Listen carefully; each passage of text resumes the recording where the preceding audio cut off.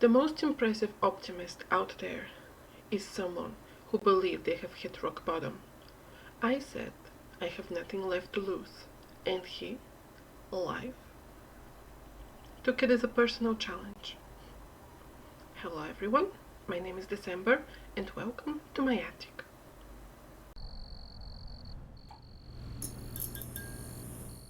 Happy 2025. Now, what are we doing today? Well, we are doing the second book in the Hospital for Immortal Creatures series.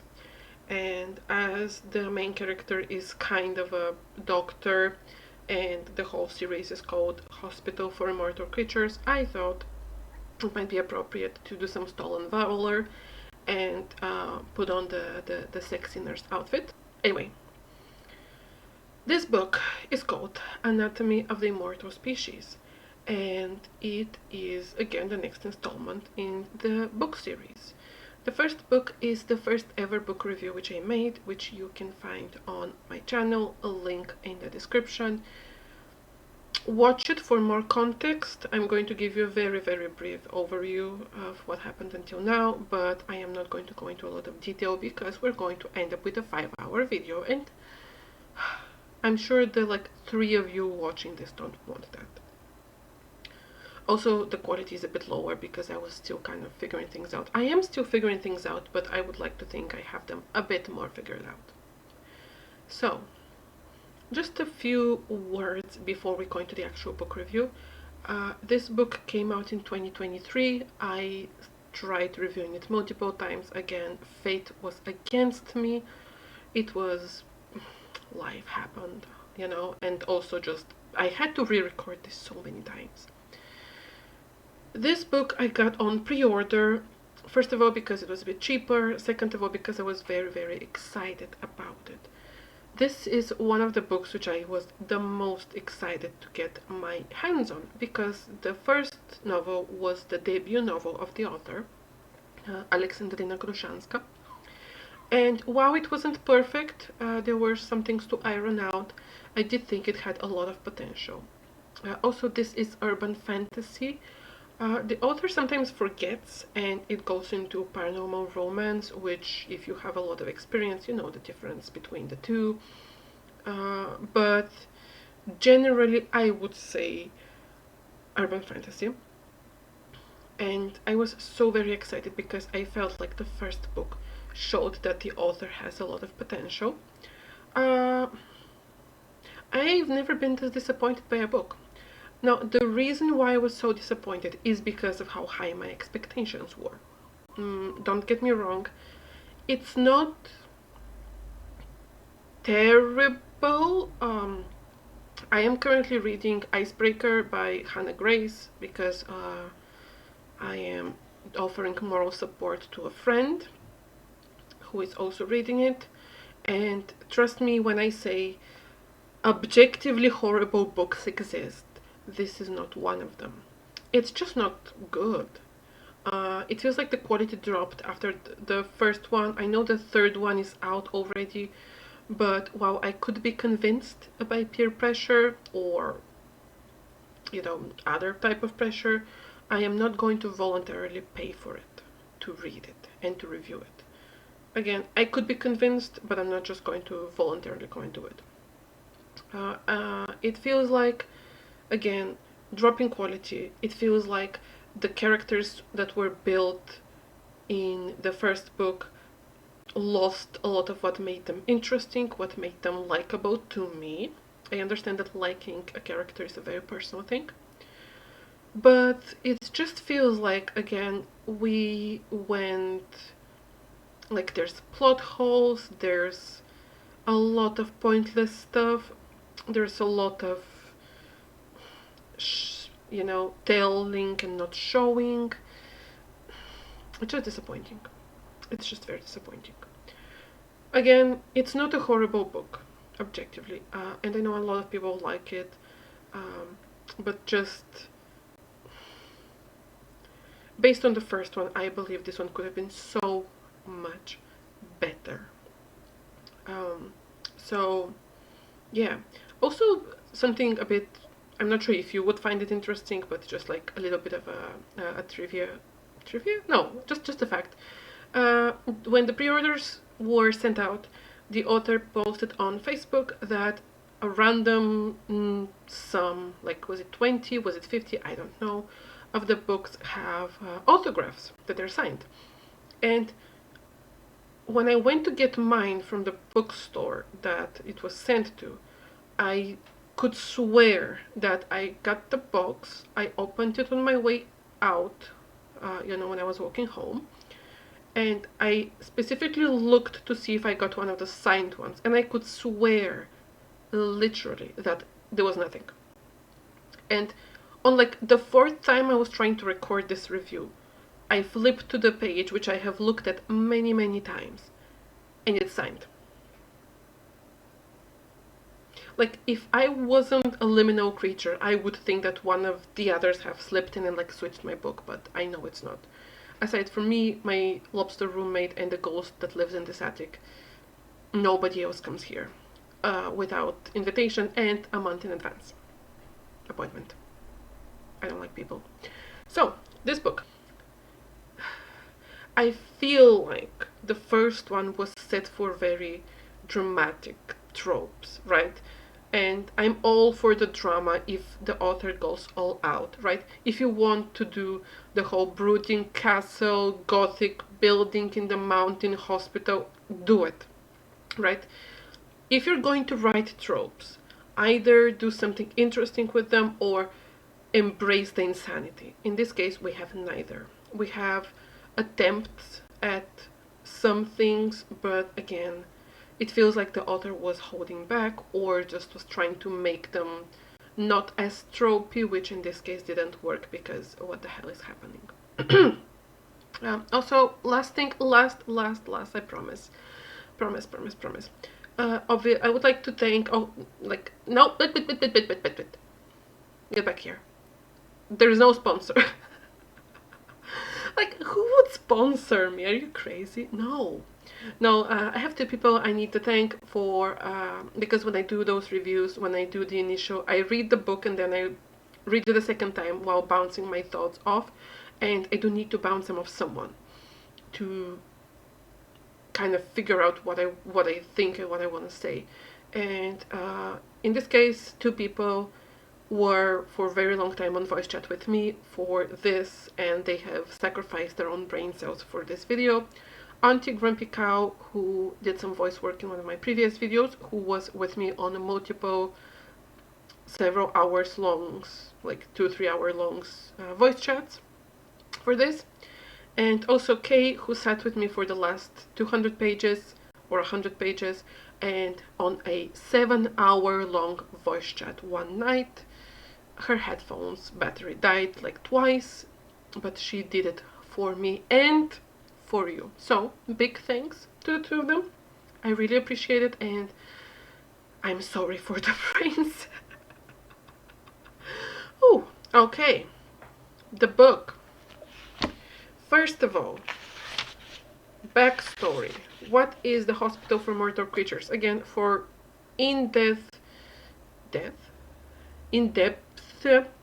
details, watch the previous video. Very quick synopsis.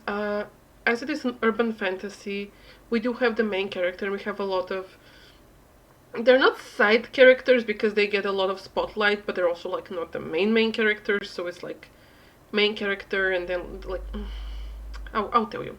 The main character is Amelia. She was kidnapped in the previous book by Tall, Dark and Handsome, who is blonde. I keep forgetting he's blonde. Like, this man does not give off blonde vibes. So she was finishing her time in medical school, and then she got kidnapped on the street and taken to a very gothic building in Vitusha, which is the mountain looming over Sofia, which is the capital of Bulgaria.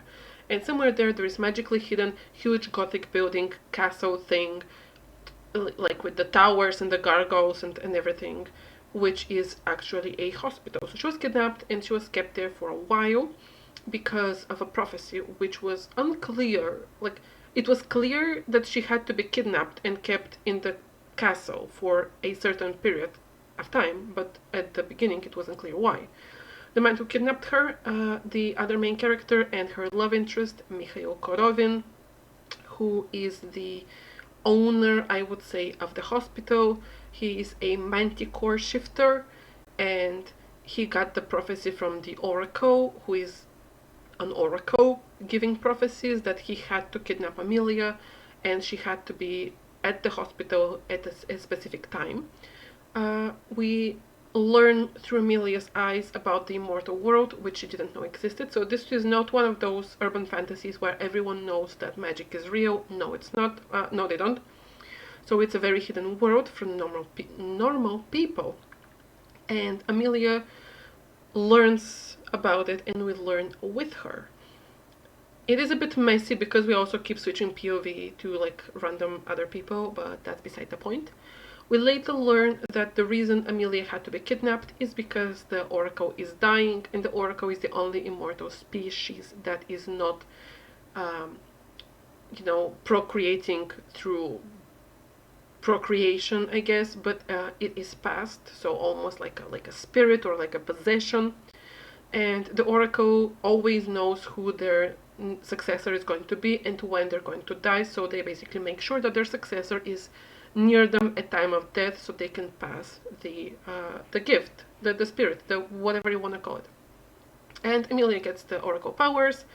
She decides she is done with Mikhail treating her like trash, and she leaves his ass. They have sex before that, but she still decides that he doesn't treat her nicely enough.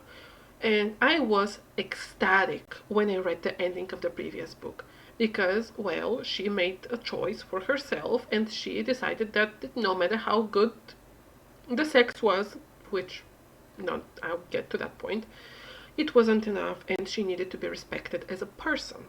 So she left. Very quick about the world. There is 6 immortal species: the manticore shifters, werewolf, like wolf shifters, vampires, witches, nymphs, necromancers, put an asterisk in that, and what was it? No, it's 6, and we later learn there is a hidden 7th immortal race, and then we have the humans, who are the not immortal race. Right? I don't know why those were chosen. It's just the way the world building works. Whatever the hell. And the second bit which you need to be aware of is that in 1744 something happened. Nobody knows what, at the beginning of the book, of the series, and suddenly new young immortals couldn't hit their immortal puberty, if I can say, and hit the real immortality, get the real regenerative powers, and get the real magic powers, like their full strength. It's just not happening. So actually the immortals who were born after 1744 because their self-healing powers don't work, they're actually starting to develop illnesses. And because in the past you either were injured so much that you just died on the spot, or you healed fast enough that you couldn't develop actual sickness.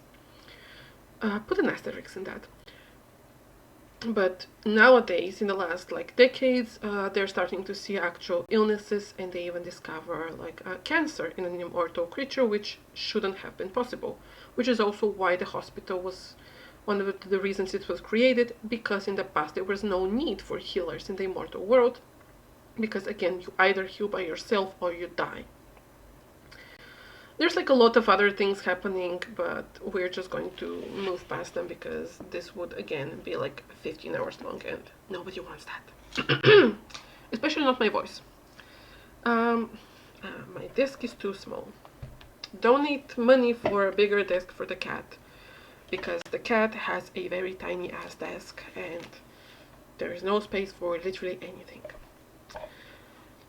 So we have Amelia and Mikhail again. Wait, I have notes. I have notes. They're written on paper. Wait.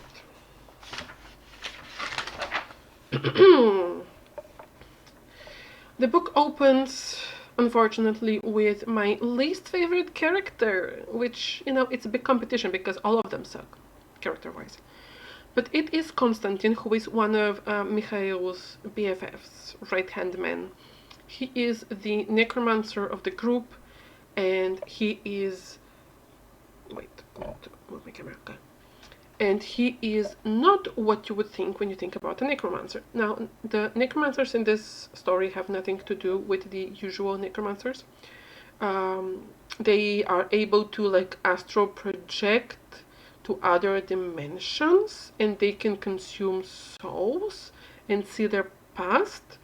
And also when they astral project, they, like, their flesh melts and they leave like a skeleton back. There is nothing necromancy about this again. It's just like, why did you call them necromancer? Just call them like dead sorcerers or warlocks or, I don't know, wraiths? Skeleton people? It's just weird. Oh, but Konstantin is the local man whore. He is the playboy. He is the player. He is the one who... Okay, I don't want to start with the rants this early. He shares his characterization with all the men in this book, because none of those men is even an ounce interesting. What do I mean? All they do, all of them, is be very sad. Try to look for meaning in their life. Fail. Be sad. Keep being sad. Like, the only thing Konstantin does in this book, aside from be extremely lucky, I guess, is have objectively bad sex and not even enjoying it. And he says he enjoys it, but he literally, because we are in his head while he has it, he treats it like a chore. Like, literally, he's like, okay, like, I have to do the dishes this morning, then I have to take out the laundry, then I have to fold the laundry, then I have to go to the club, have sex with a random chick I meet there, and then I guess I have to go take the car to the car wash, and then I need to go vacuum the front garden, then I have to go have sex with another chick I meet in a different club, and then I guess I need to file my paperwork for my taxes. Busy schedule. Konstantin is, again, he claims that sex is the only thing that makes him feel something. No, it doesn't. He is very, very badly written. He thinks that he is this incredible sexual deviant, this perverted creature of dark desires and horrendous passions. He is the... I was going to say something, but it's going to be the wrong word, so I'm not going to say it. But he constantly thinks about how disgusting and perverted his sexual desires are. Spoiler alert for the future of the video, he got a blowjob once, and I think he slapped the ass of a woman once. Whore. Whore! That's it. That's the most perverted, disgusting sexual deviancy the author could imagine. He got a blowjob. By a woman, obviously, because we don't do anything other than like straight people in this book. Which, it is a modern book, but the author can write whatever she wants. Like, I'm not going to comment on that much. Even though I would say that if you live for over 1,000 years at least, you would be at least a little bit bi-curious, but that's just me. So, again, the author chose all the characters to be straight, and that's what they are, and we're going to leave it there.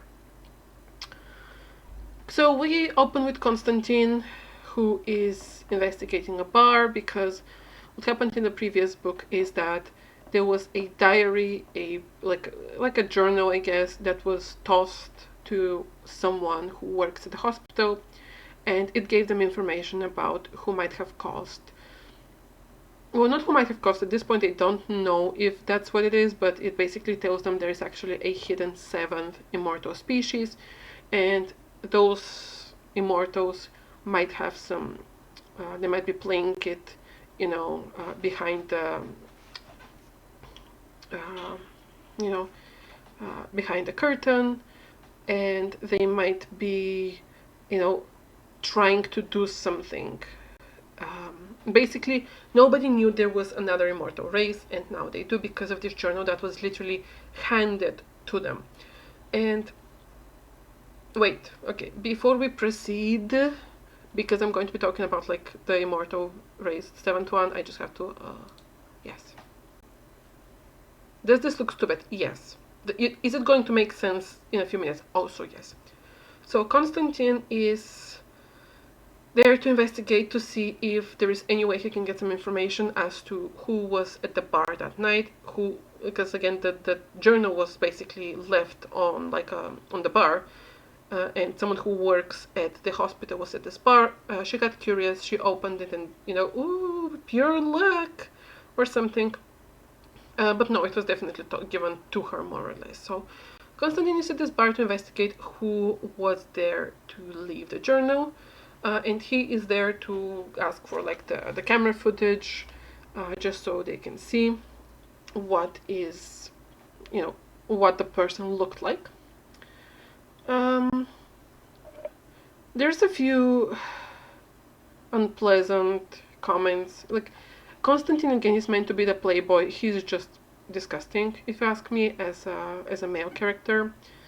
He watches some exotic dancers and he thinks like it is an objective fact to him that all those women are there because they don't value themselves, that they're all there because they don't have any idea of their worth as human beings, and also that they watch him be rich, I guess because he has like supposedly expensive suit and an expensive watch, and they feel, again, this is just him thinking about what the exotic dancers must be thinking.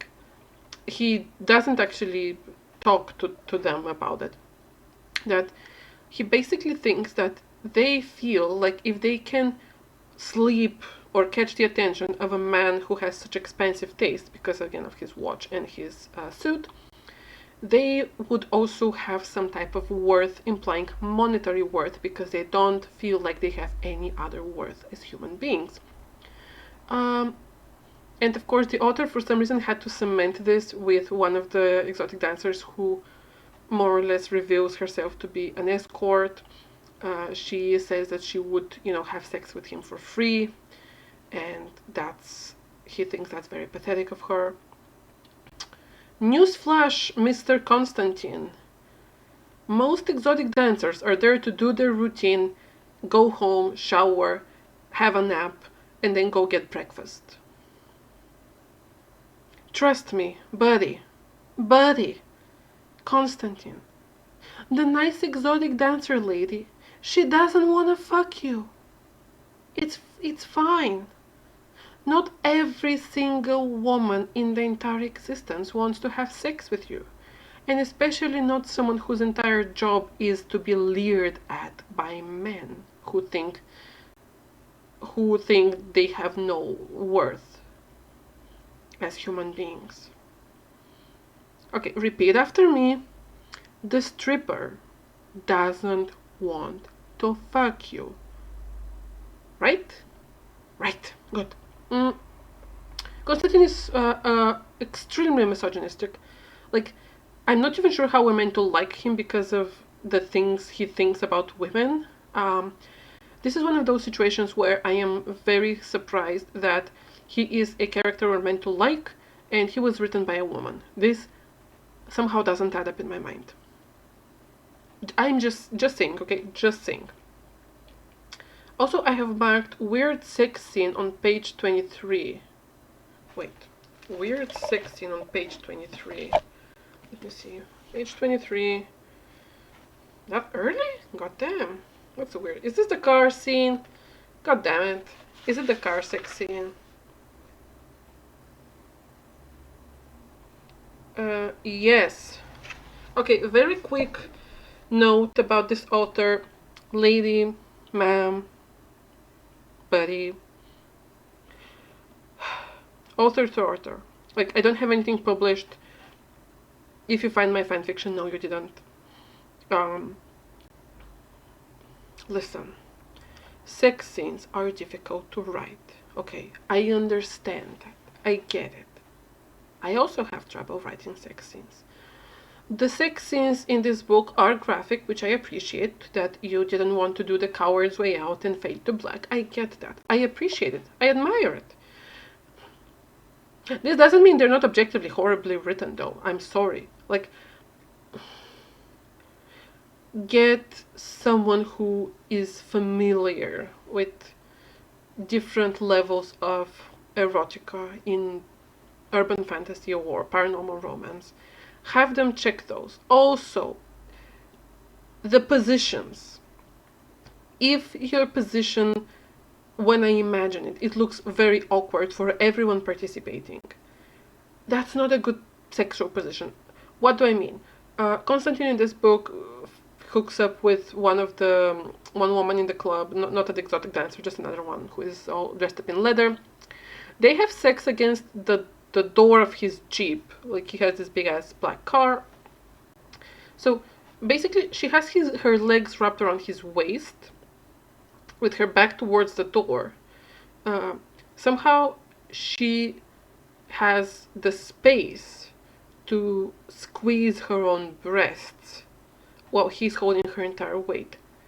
And this is just making me think, first of all, that door is digging in her back because she's wearing very little. Second of all, give me 1 second. Let me see. Page 23. Weird sex scene. So she is arousedly squeezing her own large breasts. And she also has a fake performative shyness, which he doesn't like. And she is also not very pretty. She is just like plain, rather plain, unlike, like, when he saw her in the club, she looked hotter. And now he's like just kind of fucking away in a weird position because, again, he's not pressing with her bodily. Like, they're only connected by the crotch and her legs wrapped around his waist. Like, he's far enough from her. His chest is far enough from her chest that she has space to touch her own breasts. Against the door. Like, she's not on the hood. She's not, like, bent over the hood. She's against the door of the car. You're welcome for that mental image. God. So,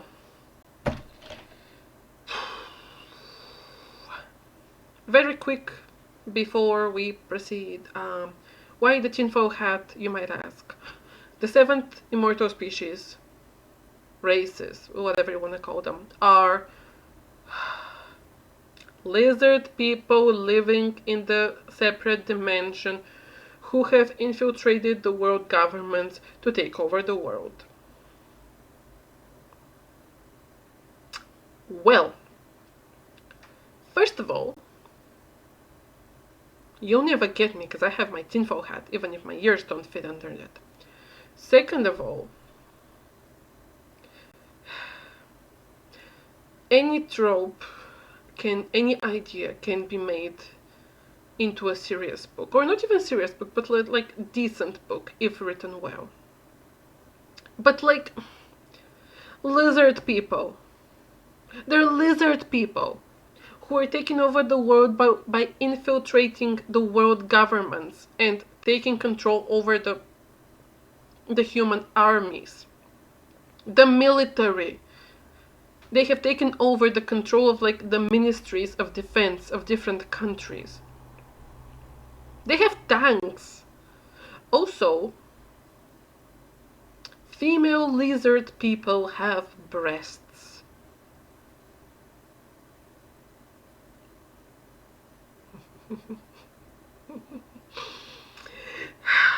This is where we're at. Anyway, moving on. Constantine saw a video of a not very club-like dressed woman leaving the journal, and then he has objectively not good sex, and is very sad and gloomy.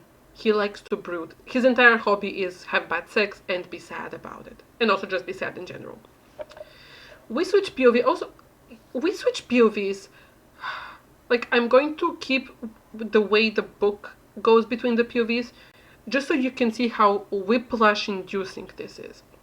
Because we don't follow. It is third-person limited, in theory. In practice, it's not very limited, but that's beside the point. We don't stick with just one character. We're not always behind the eyes of Amelia or even just Amelia and Mikhail. We go through so many POVs so frequently. We get some very, very short chapters.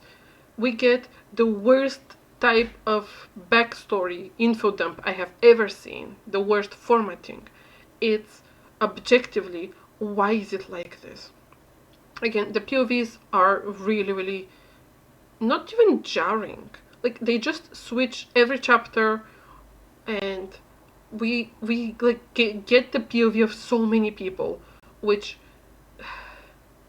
you know what it gives me the vibe of? And again, I know I'm going to rant, but I'm sorry. I'm going to try to keep this short.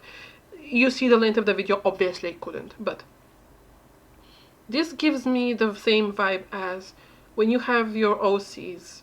Many, multiple. Yes, I know, we're all there. That's what we do when we write. We have like a pile of OCs, and you just want to introduce all of them. But because in your mind you know their backstories and their personalities and the way they think, you also want your readers to get to know them and love them as much as you love them. Unfortunately, when not done well, we get what we have in this book. So many POV changes, so many backstories shoved in there in the worst possible way. Formatting. This book had 2 editors and 1 extra person who was preparing it for print. So let's say there were 2.5 editors. I just want to talk with the editors. Like, the author, not her fault, I mean, kind of her fault, but she obviously thought that this was a good way to go for things, which I disagree, but someone should have told her that it's not a good way to go for things, right? Someone should have said something, and they didn't. Well, anyway, we finished with Constantine, and we go to Amelia. Now, Amelia, this is her first time we see her in this book. Something you need to know about her: she used to have a brother and obviously parents. They all died in a car crash, and on the anniversary after deaths, she goes to the cemetery to visit them. She does this time, and she meets, also I have mentioned, page 34 quote. What's on page 34? I have the memory like a broken sieve. So, oh yeah, that one, got it. So, on the day of her family's death, they died in a car crash. Amelia goes to the cemetery to visit them. She sits on a bench. It's a very nice, quiet, snowy day. It's winter, and a strange woman sits beside her. Now, the strange woman is clearly some type of immortal because she is supernaturally beautiful. Unnaturally beautiful. She introduces herself as Anna, and she claims that the lore of the immortal world which Amelia knows is in fact incorrect. What does that mean? The original story is that an alien came to the earth, and before the alien came to the earth, there were humans and witches on the earth. The alien, a man named Gord, yes, came to Earth and had 3 children with the women who were human and witches, 2 sons and 1 daughter, and then those 2 sons and 1 daughter mated with the humans, and then they created the immortal races, 2 per child. And this random woman named Anna says that this is actually incorrect, and there were not 2 sons and 1 daughter, but 2 sons and 2 daughters. There was an extra daughter. And the extra daughter doesn't exist in any of the records because she erased her presence from history. But this supposed extra daughter is the lizard queen, basically. She supposedly is trying to take over the world with her lizard people conspiracy. Lizards. That was weird. But there is a way to stop her, says this completely random woman we have never met before, and Amelia has never met before. Amelia asks, what is the way to save the world? Completely random woman I've never met before, and I have no reason to trust. And the random woman we have no reason to trust says, we need to do a spell, but it requires a very specific artifact. What artifact? Asks Amelia, the woman we have never met before and have no reason to trust. Well, it is a magic ring. This magic ring has been passed down in immortal royalty, more or less, because there is technically no royalty currently, but like there's totally is like oligarchy for the way. Oh, we're never getting out of communism. This ring has been passed down from generations, and it is currently in possession of the current heir of one of the most powerful immortal families. Which immortal family is this? Is this old woman we have no reason to trust? Well, it is in the Kodovin family. This ring belongs to Mikhail Kodovin, and it was gifted to him by his father. And you, Amelia, who have never met me before and have no reason to trust me, you have to steal this ring and give it to me so I can do the spell that would permanently stop this woman who definitely totally exists and is real, this demigoddess, from taking over the world. Amelia, for once in the entire book, I'm not even joking, uses her brain and says, no, I don't want to lie to Mikhail to seduce him so he would give me the ring, and I don't want to, like lie to him to get access to his bedroom to steal the ring. To which Anna, being the nice, kind, and caring creature that she is, I mean, we don't know what she is, but she claims that she is, actually she claims she is the demigoddess, one of the 2 sisters. But, the kind, gentle humanitarian that she is, who obviously cares a lot about even humans, because she wants to stop her sister. To convince Amelia to help her, what does she do? She looks at 2 completely random ass people having a walk through a cemetery, and she uses her mind-melting powers to torture them while they scream in pain and writhe on the ground. And then she turns to Amelia and says that if she doesn't help her, she's going to do the same, but this time to people that Amelia loves.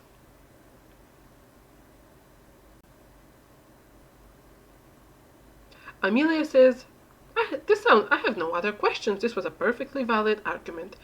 And then she never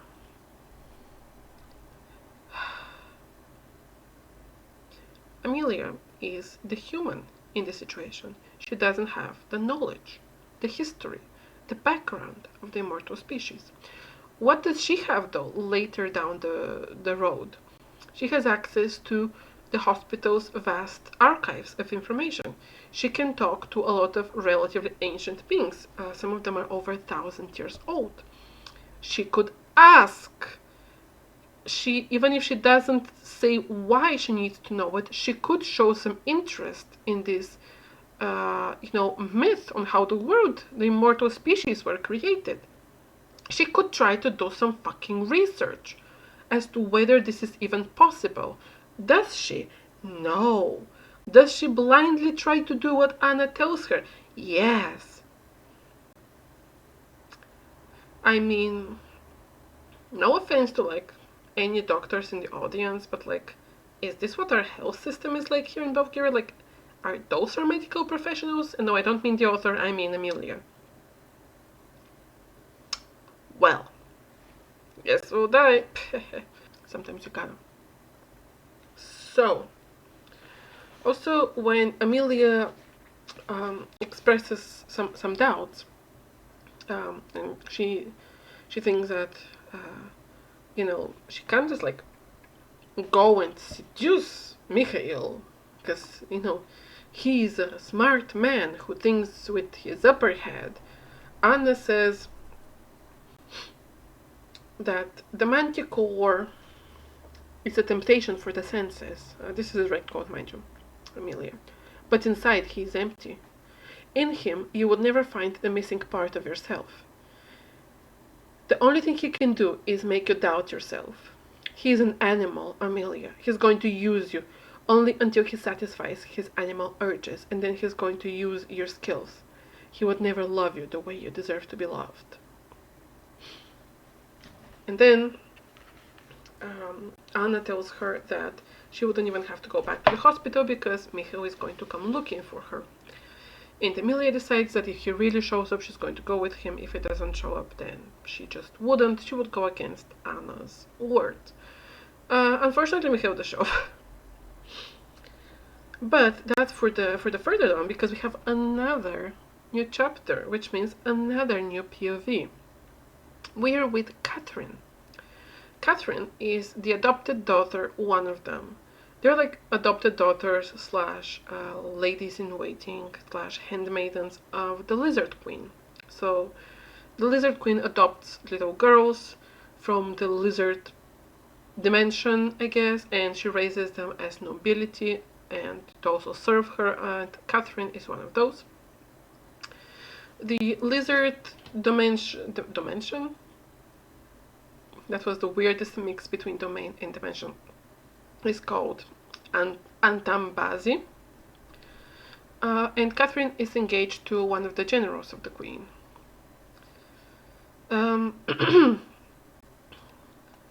So actually we learn very fast that Catherine is the one who gave the journal to the hospital, because while she is not going to go against the Queen, she would still follow with the invasion of the human world. She at least wants them to have a chance to defend themselves. She doesn't want them to win, mind you, but it's still, she does it just so it's not that unfair. It's like, it's still unfair, but it's not that unfair, like, very noble Catherine. She is, for all intents and purposes, though, a traitor to the Queen, because, again, she surrenders the knowledge. She is starting to want some independence, and this is shown when she's talking to her fiancé, and she asks if, where they're going to live once they get married, and he is very confused because they have their rooms at the palace of the Queen, and she expresses desire to have their own house away from the Queen, and he is very confused by this. We have Sevar quote, page 45. Is this the one which I'm thinking? Sevar is again her fiancé. He is a general. He is the one tasked to kidnap Amelia. Oh yeah. Because Catherine was adopted as a very young child, she and the other young girls were doing they were trained to be proper ladies and all that from very, very young. She's one of the Queen's chosen, that's how they're called. She turns them into soldiers. So they see a little girl, and Sevad says, I remember you when you were her age. And again, the child was 9. This is important. And Catherine turns to Sevar and says, because he says, oh, I remember back when you were that age. And she says, you started noticing me only after my breasts grew. And he says, that's not true, Catherine. And then he says that he remembers when she was young and playful and mischievous, I guess. And he says, "You were also skinnier than this girl, and I know the exact moment when you grew breasts." Okay, so I'm not sure if Sevar is meant to be such a nonce, but that's what it comes out. That's what it looks like. I'm not sure if that was the intention, but that's the fact. And then we have a scene when Catherine speaks to the queen, who she calls mother.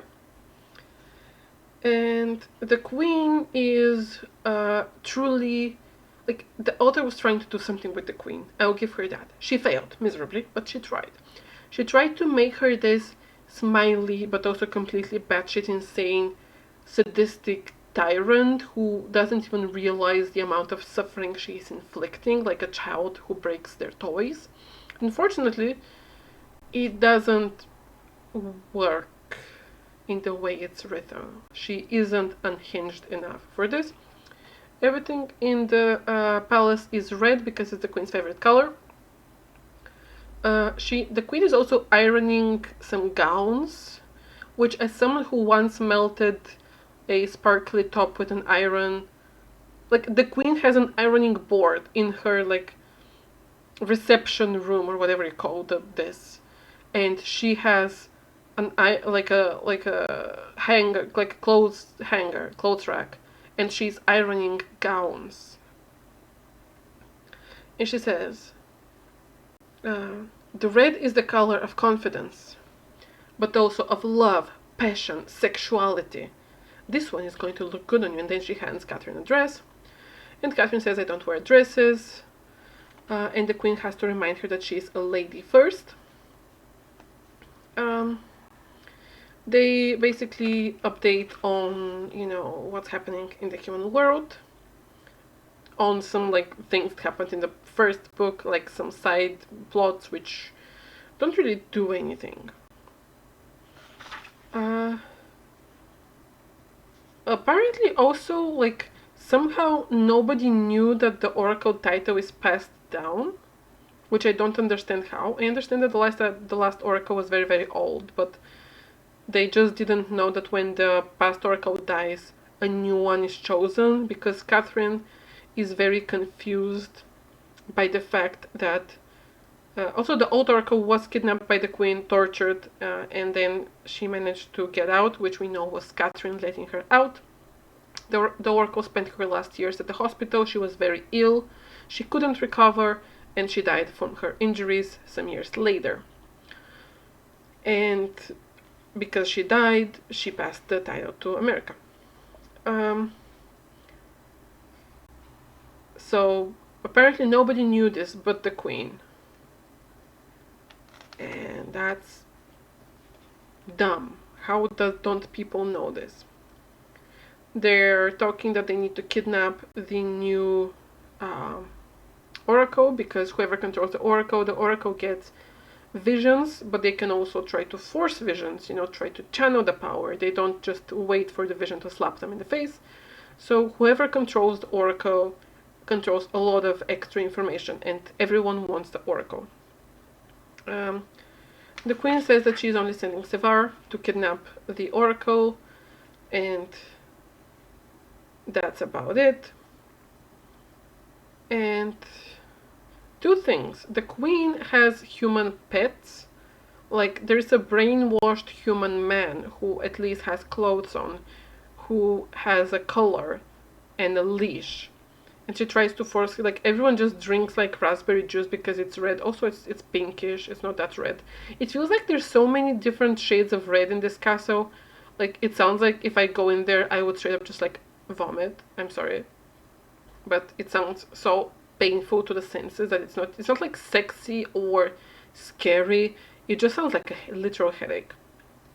So this is the one thing. And the second thing is that if someone disobeys the queen, they get killed and their bones are made into furniture, I guess. We see this only once.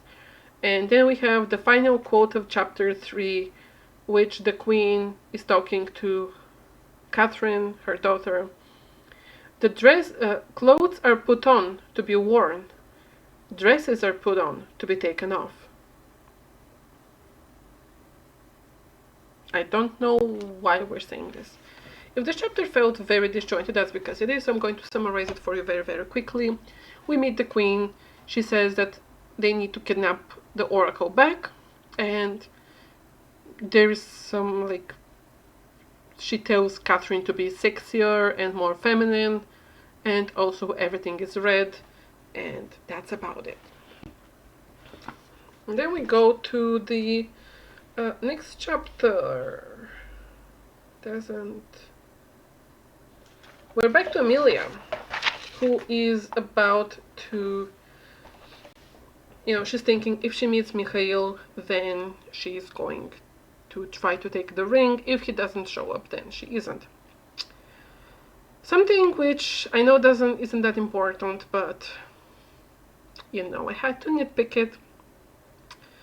Amelia, after becoming immortal, she has become first of all hornier, and I guess she used to be a bit lacking in the baked goods department, if you know what I mean. But now that she's immortal, her body has actually changed, and she has bigger breasts and more ass now, and she's hornier, and her senses are better.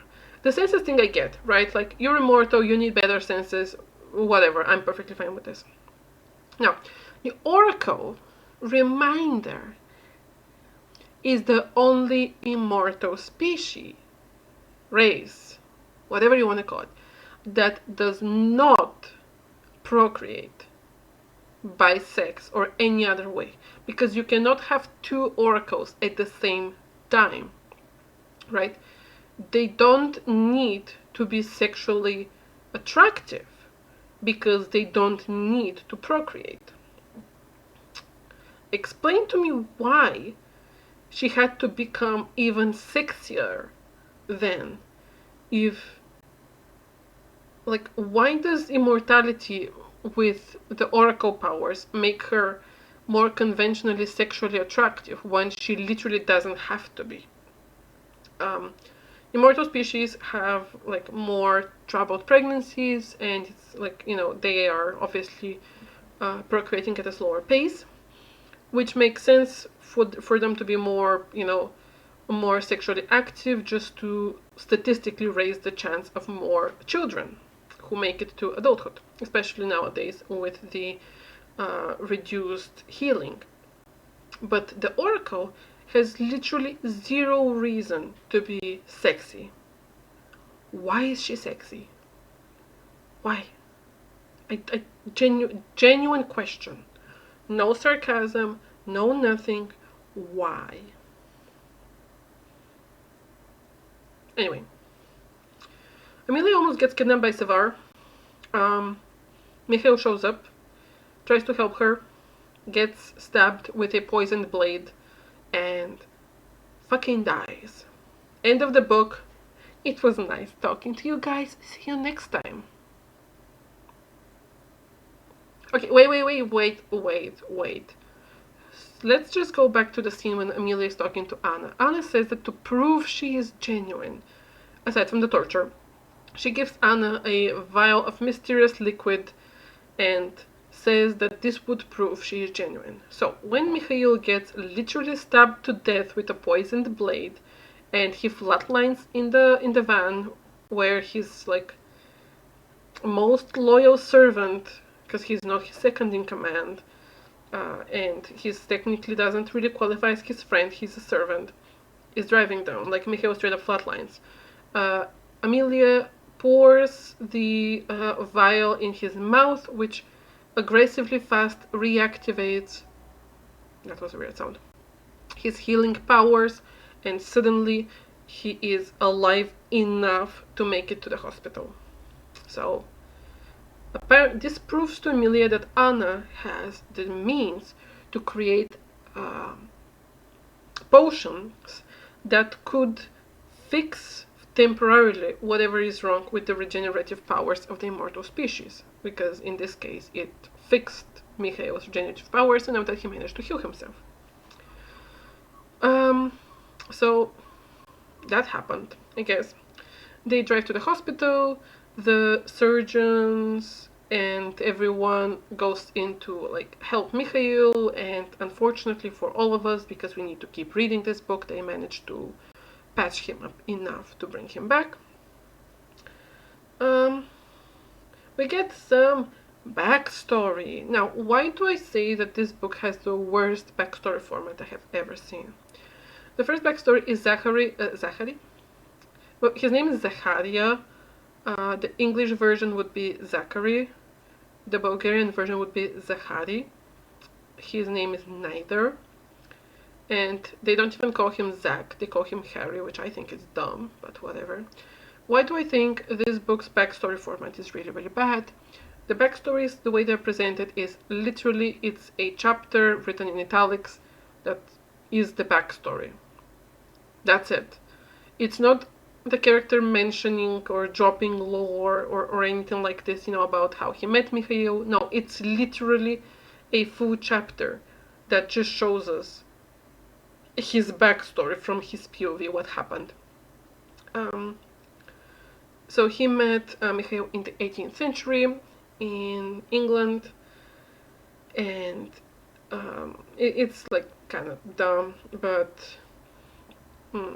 like Mikhail and his date of the night were like supposedly acting out a play, which means he was pretending to be abusive to her, and Zacharia tried to save her, and Mikhail thought that was very noble of him, blah blah blah, very powerful. Zacharia is half vampire, half werewolf, and not even a quarter as sexy as the same amalgamation in Underworld or any other one which I have seen. I'm sorry. He was the character I liked the most from all the guys, which isn't saying much. But then I saw how he treated his date a bit later in this book, and I thought, no, you are a garbage human being, go die in a ditch. So, after his backstory, which is, again, completely pointless, we don't need to know this. Genuinely don't care. And even if I did, he could have dropped some, like, a couple of sentences here or there. That would be enough. We don't need pages and pages of back in this 18th century England or whatever the fuck. We go back to Catherine. Which, actually, this is when we see the human pet. And then they have a conversation, nothing important is said. We go to Constantine. Are you seeing the whiplash? Like, there is so much POV switching. It's insane. We're back to Constantine. He is talking to Diana. Who the fuck is Diana, you might ask? In the previous book, stuff happened, and at the hospital currently lives a young vampire. Her name is Diana, and she's young enough that she doesn't have her vampire second puberty because of the whatever happened because of like the bite of 1744, I guess. So what Diana's whole shtick is that she is the virgin warrior trope. Of course, we have to have the virgin and the man whore trope, which is very badly done here because the man whore is completely unlikable and Diana is completely stupid. So who am I supposed to like in this book? Like, objectively. Which one of those characters am I supposed to care about? Anyway, Diana is a young vampire, and what she wants to do is she wants to participate in the Immortal Species Gladiator games that are going to be that year, and that have a very rare artifact as a reward every single time. And she needs this rare artifact for whatever the fuck. Doesn't matter, it's a MacGuffin. And her plan is, again, she's young. I believe she's about as old as she looks, which means she's in her 20s. Not just like that she looks like she's in her 20s. She is, or at least a little bit older. She hasn't gone into her vampire puberty, which means she is stronger than a normal human, but much, much weaker than an immortal, like a vampire of the same build as her. There is no weapons, no firearms allowed in the gladiator games. and she believes that she still has the chance to win. Konstantin, impressed by the fact that she doesn't spread her legs the moment she sees him, decides that he needs to sleep with her because, hear me out, she doesn't spread her legs the moment she sees him. That's the only reason. Literally the only reason he pursues her is because she doesn't want to fuck him. He says this in canon. To be fair, like, she's not even like playing hard to get, she just doesn't want to fuck him, so. Oh. Magic cops show up.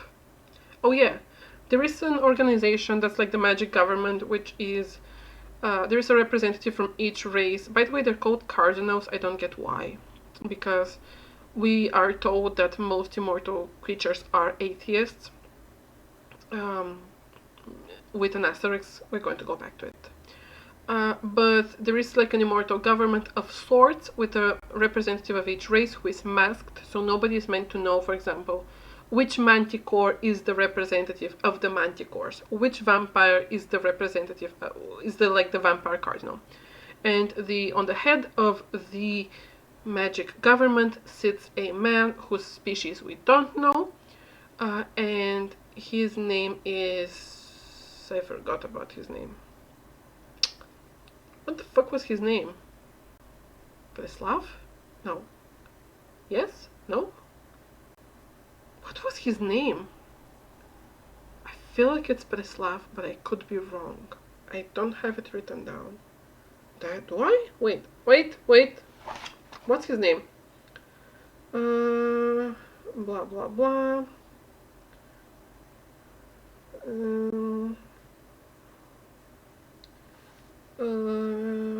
What was his name? Wait, guys, I don't. What's his name? I swear it's not Preslav. Presian. Both of those are actual Bulgarian names, mind you, and I'm pretty sure both are names of actual kings that Bulgaria used to have in the past. Yeah, it's Presian, it's not Preslav. So there's the Immortal Council, and Presian sits at the head of the table. We don't know what he is, but he also wears a mask. Not that it helps because he doesn't actually leave his office being mostly in the Immortal Prison, which we're going to get close in. No, we won't. No, we won't. But anyway, magic cops have shown up to investigate. I lost my notes. There was like a murder of some witches in book 1, which isn't really all that important. And they're here to investigate because Mikhail and Victor, who is Victor is the werewolf. His name is Victor Volk, which translates to Victor Wolf. He is Moon. He has issues with his inner wolf, which wants to go out and like tear people to pieces. Ooh! He also has the dumbest adopted daughter in the entire world, but that's beside the point. So, magic cops show up to investigate. I have a note about a quote on page 116. 116.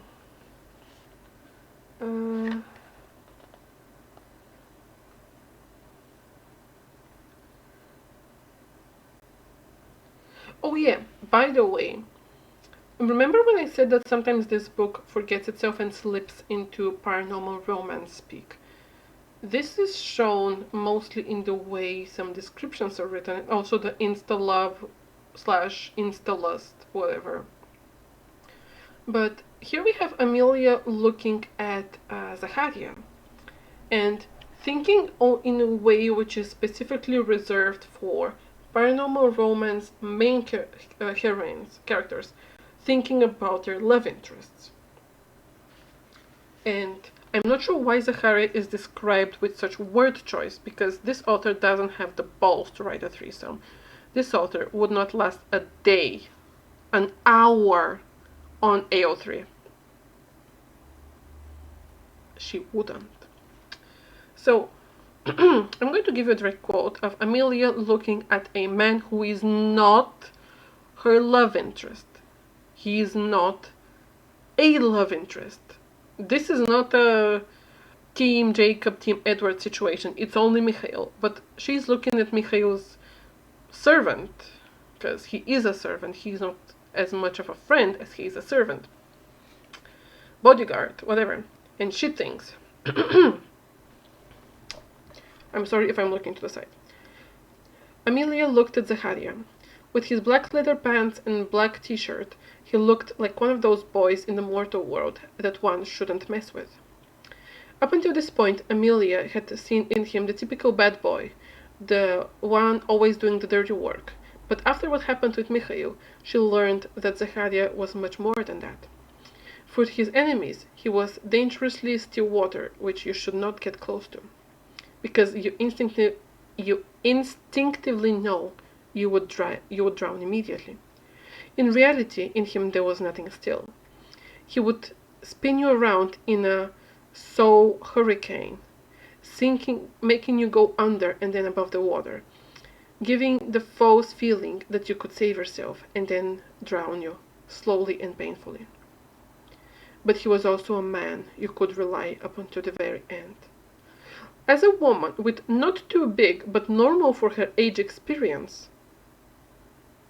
Amelia was ready to bet that from a romantic point of view, Zacharia was a game with too high of a risk.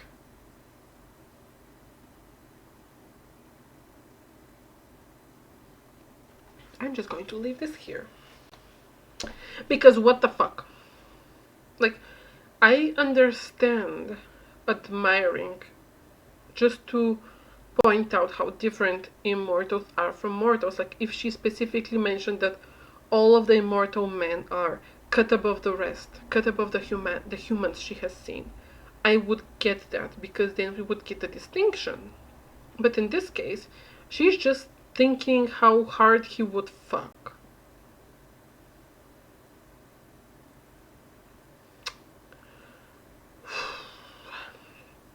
Why are we like this?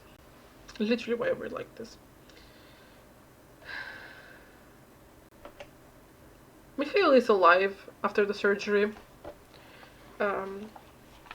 He's fine. It's cool. We go into his head for a bit, and we get one of those tell link without showing situations where he is supposedly has a dilemma. Does he want Amelia on his side as the oracle, or does he want Amelia as a woman? The thing is, when push comes to shove, he never wants, like, at no point in this book does Mikhail think of Amelia as the oracle. At no point in this book does he ask her for a prophecy. At no point in this book does he think of her as an asset. She's always Amelia who he wants to fuck. So this fake dilemma that's trying to give him some depth of character, that he is having his doubts, because should he stay away from her sexually and only use her as an asset and as a member of his council, or should he get too close to her and not be able to be objective or be able to use her properly because they're lovers? This, in reality, in canon, in the story, never comes up as a real dilemma. He thinks about it, but when push comes to shove, or even before that, he never once thinks of her as the oracle. So the author tried to create this personal doubt, this personal issue, problem that he needs to solve. But she failed to create it, because in reality it doesn't exist. It's never a question. To him, she is never an oracle. So how could he worry if he sees her as the oracle or as a woman, when to him she is never an oracle? Telling, not showing. We get some Zachary point of view, Zacharia. He pretends to be on a date with this friend with benefit that he has. he takes her to see a film and then to a restaurant, and at some point she realizes that they're not actually on a date, and he's stalking a woman who has a much younger lover with her. His date obviously gets upset and leaves, and he thinks that, she's a big, strong immortal. He doesn't need to see her off. She's going to find her way home. Which, I'm all for strong, independent women who don't need no man, but bruh, why are you like this? So we later learn that the woman he's talking is the fully human widow of one of the guys who died in the previous book, and she has very quickly found herself a boy toy who is at least 15 years younger than her or something. He's 20. He's of age, he's just much younger than her. So he stalks this woman, and then he spends the entire night at the parking lot outside of her apartment taking pictures of her through her window, as normal male characters will have to tend to do. And then we are with Amelia. Whiplash. Suddenly Amelia could see Mikhail has this big ass tattoo, which sounds extremely tacky. The tattoo spans over a big part of his upper body, and it represents each and every race of the immortal races. And this is actually a tattoo which each member of the Hospital Council has. Hospital. Again, I would like to remind you, this is not a ministry. This is not a secret organization. They're not using the hospital as a front for something. It's just a single organization, a hospital which has a council. And yet it has a extremely tacky tattoo. Also, this means later when you'll see why.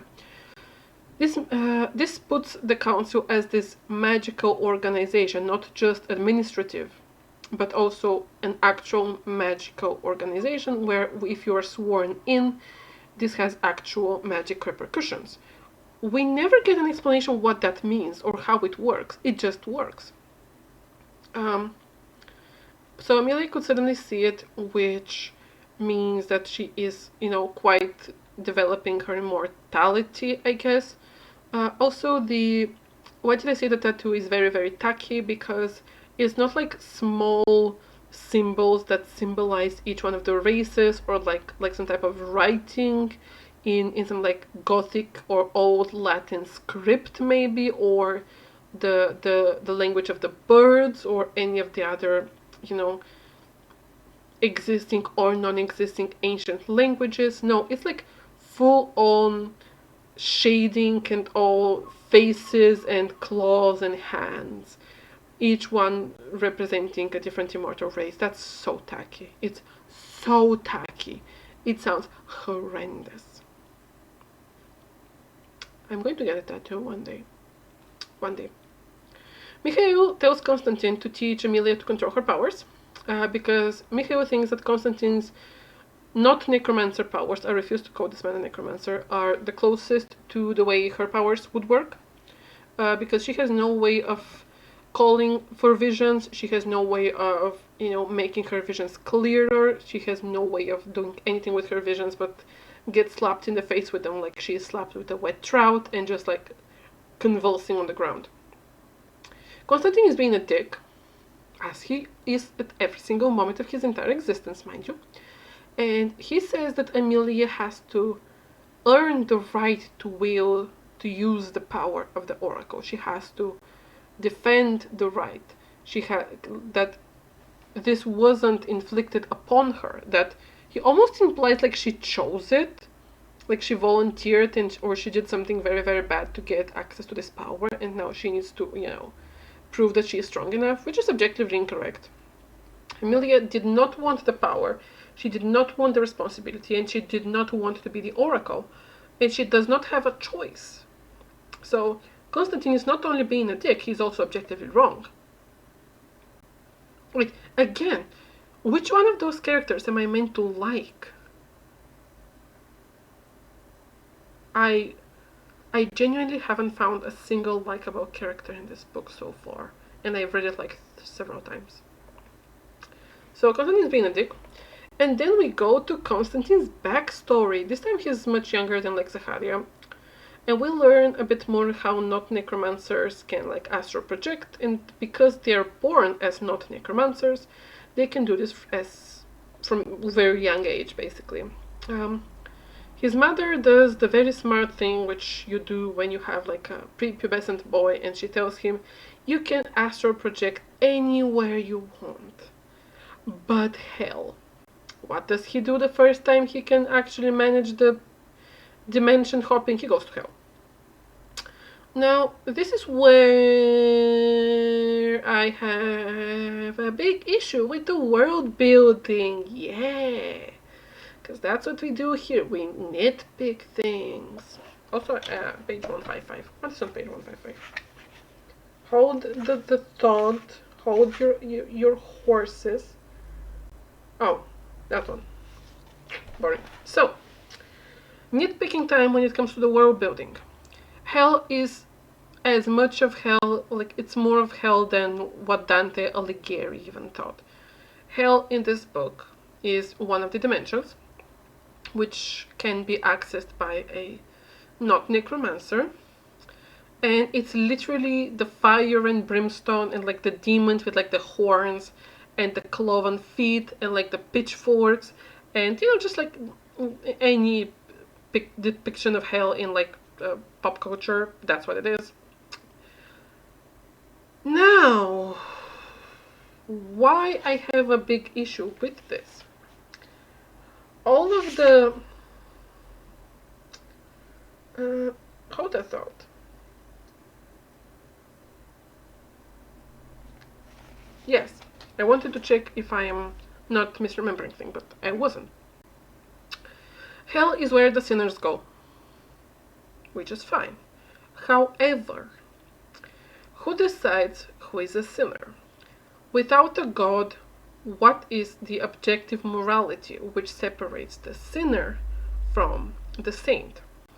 Who says if you've sinned enough to be sent to hell if there is no God? Now, I hear what you might say. If there's like 15 bajillion dimensions, right? Maybe some other dimensions have gods, and all the people in hell are actually from those other dimensions, because those other dimensions do in fact have a god who decides about the objective morality. Not from the earth, because we know from the lore that the earth does not have a god. Very nice point, random stranger I just made up. Unfortunately, it's wrong, because the one named character we meet in hell, when again we get this random chapter of child Constantine, it's just his past self written in the same way the rest of the book is written, just in like cursive. The one named character we get is from the earth. She was very evil, I understand. She was like eating children to keep herself young and like beautiful, blah blah blah. We've seen it 5 billion times. But who decided that she was evil enough? And also, like, is there like a limit on how many children you can eat before you go to hell? Or like if you kill children but you don't eat them, do you not go to hell? How does it work?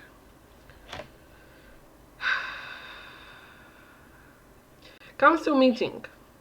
Yes. Mikhail calls for a meeting of the council of the hospital and declares to everyone without any warning that Amelia is now a member of the council. This is surprising to everyone, including Amelia, who didn't know. She wasn't asked or told. She literally doesn't know. Also, Mikhail tells her to sit on his right side, which is usually Victor's spot. Victor is one of his right-hand men. Like, Victor and Constantine are his friends. Zacharia is his servant. And you can say his generals are Victor and Constantine. Mikhail, very demonstratively, he didn't even tell, mind you, Victor that he would be taking away his literal and metaphorical seat at the table. Amelia showing sense for like once in her life says she could find another seat, because you don't just sit on the right side of the boss when you just were announced to be joining the organization. Mikhail insists. Victor is very confused what's happening because he also didn't know that he would no longer be sitting on the right side of Mikhail. What the fuck, Mikhail? You humiliate your friend for what? For a woman. Why? Literally, why? Just at no point does Mikhail realize that what he is doing is wrong. I mean, also at no point does Emilia realize that what she's doing is wrong regarding the ring, but we're going to talk about this later. Mikhail completely, tells his friend, his friend who is one of the highest powers in the hospital. He's told that his highest power no longer is his highest power, because obviously everyone's going to see that even if he hasn't been officially demoted, like even more officially than that, he is no longer a priority. And he is no longer on the right side of Mikhail, which, that's what friends do, right? Anyway, very bad. And then we hear the plan, which is going to put the entire thing into motion. Shit, I'm already an hour and a half. Fuck. What is the plan? They have the disease, kind of. They know something happened, but they want to do some actual real science. How would they do actual real science? They need to compare samples. What's the issue? Everyone who has been alive since 1744 is contaminated in one way or another. Even those who have been born before 1744 are slowly starting to get their regenerations reduced, which means that they're also not pure enough physically, chemically even, to be compared to the younger generation. So they need to isolate what the difference is between those who have been contaminated and those who haven't. The issue is, again, everyone alive is contaminated. So what do they need? They need an airtight, sealed sample, DNA sample. Now, how do we find that though? Apparently, there is something called the Temple of the Dead Immortals. It's a catacomb. It's in Slovenia or Slovakia, one of the two. I think Slovakia. And what it is basically this steep cave in a mountain, which is more or less airtight. And immortals are kind of buried. I mean, they're not buried, they're in like sarcophagi. But if you have a relative who is immortal and they die, you can request for them to be put there for eternity. And the entire place is guarded by a clan of vampires who objectively don't like visitors, because the only thing they know and they want to do is guard the bodies. Small sidetracking point, the vampires are...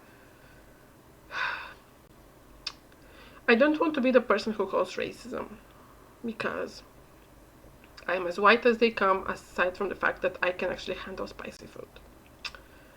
I don't want to do that.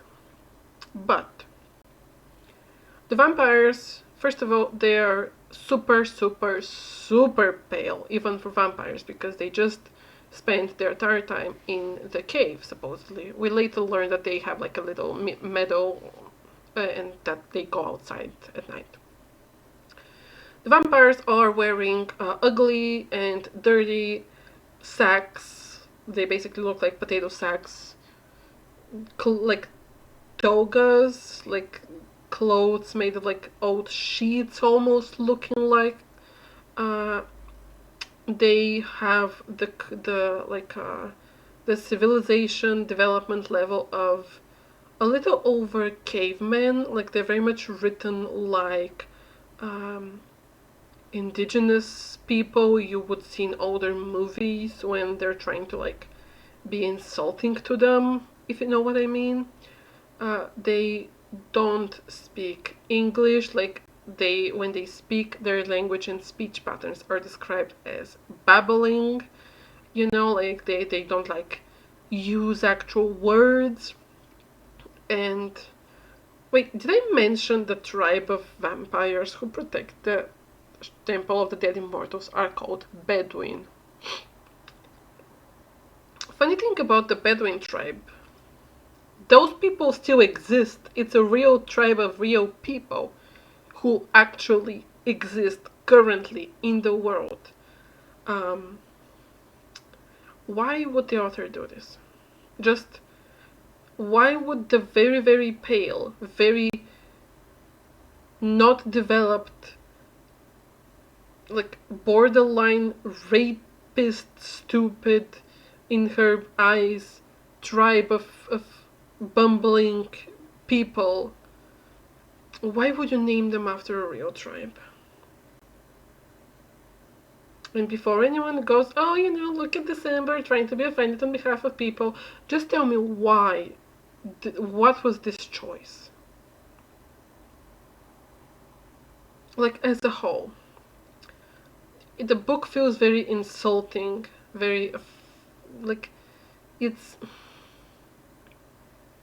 I don't know. It doesn't sit right with me. I'm sorry. So the plan is to go to request audience with the basically corpses, because you can't just walk in there, you need to be approved. Is to go there under false names, take DNA sample from the mummies and leave. Mikhail disagrees because this is sacrilege. Now, why is it sacrilege if there is no divinity? If it is disrespectful to the dead, fine, but it's a matter of the survival of the entire, not even one race, like all the immortal races are on the verge of extinction, and this would be the first step into figuring out scientifically why or what's happening. So it's, why is Mikhail so much against it? Anyway, Mikhail says the idea, like, he forbids it. He says no, because it's, again, disrespectful, it's sacrilege, and that's the end of the conversation. For now, the council leaves. It's just Amelia and Mikhail, and they argue because he didn't ask her if she wants to be part of the council, and they have some very, very stupid arguments. Page 174. That book is way too long. Like, it's not as needlessly long as Icebreaker, which I'm going to keep shitting on, I'm sorry, but it's horrible. They make out on the council table, and he says, it's time for you to decide, Amelia, while fondling her thigh. Tell me if you don't intend to be the Oracle. Tell me if you don't want to be an Oracle. Buddy! She doesn't have fucking choice. She would have to die for the Oracle power to pass to someone else. And then he keeps going, who are you? Are you Amelia or the Oracle? Which is bullshit, because again, he never thinks of her as the Oracle. It's a false argument. It's a false dilemma. And he is asking her to trust him. And he says that he knows how she might be feeling, because technically he has also gone through the physical changes of immortality, because again, he was born before 1744, so he has gone through the supernatural puberty. And he says that he has gone through this and he knows how it feels, so if she needs someone to help her or to explain things to her, he would be willing to help. She says that for her to trust him, he would need to give something back. And what does she want him to give? She asks why his fiancée betrayed him and had his family killed. She says, trust me the way you want me to trust you. Now, I might not be reading this correctly, but I don't think those have the same weight. Like, he tells her I'm willing to explain all the things going different in your body right now. And she asks, why did your ex-fiance kill all your family? And she says those are equal as. He says it's personal. And she takes it personally because, oh no, he doesn't want to share personal things with me. Bitch, you're the problem. Also, she's very horny for him. He says, she asks, who do you want me to be, the Oracle or Amelia? And he says, I need the knowledge of the Oracle. He smiled, and his fingers are like stroking her arm, but I want Amelia. Tell me, Amelia, how would you respond if I asked to kiss you? What would you say if I want to feel your body the same way as before? What would you say if I want even more than last time? Buddy, you fucked. What more do you want? They make out. And then they go to the autopsy room. Because they are called there and they have to see something. They go to the autopsy room and we are in the 16th century France. And we go to Victor's backstory. His pregnant girlfriend got kidnapped by immortal Nazis and experimented on. He barely managed to survive, but he got branded with a symbol which even currently is one of the symbols used by people who are supporters of the ideology, I guess. They're never in this book called Nazis, but that's what they are. They're German. They are experimenting very much on people, and they're like tattooing them with this symbol. Like, why? You can create any group. Like, it's very blatant. It's too blatant. It's too out there, and I don't understand why. Yeah.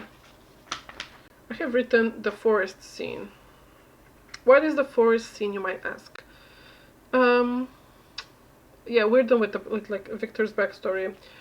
We just learned that he had a human friend who, if you ask me, he would definitely bottom for, but that's just me. And the human friend is the one who tattooed over the symbol on his back and was his only friend, and he was a healer and he was amazing. Yeah. End of the backstory. It's very badly written, same as the others, straight up into Victor's POV. Yeah. What is the forest scene that I just mentioned a few minutes ago? The forest scene is Mikhail telling Amelia that he would like to show her how her new senses work, so they go outside. It's winter in Vitusha. There's snow in the forest. Imagine how cold as shit it is. Amelia's in boots and like winter pants, so like very, I assume, thick jeans and winter jacket. They walk through the forest and she's experiencing her new senses to the full for once. You know, there's birds chirping, she could hear like the snow crunching, she could smell the forest, it's very beautiful. They make out against a tree and have one of the most weird sex scenes. Not like weird, but it makes me wonder, like, is everything okay with the author and their sex life? But I'm not going to ask.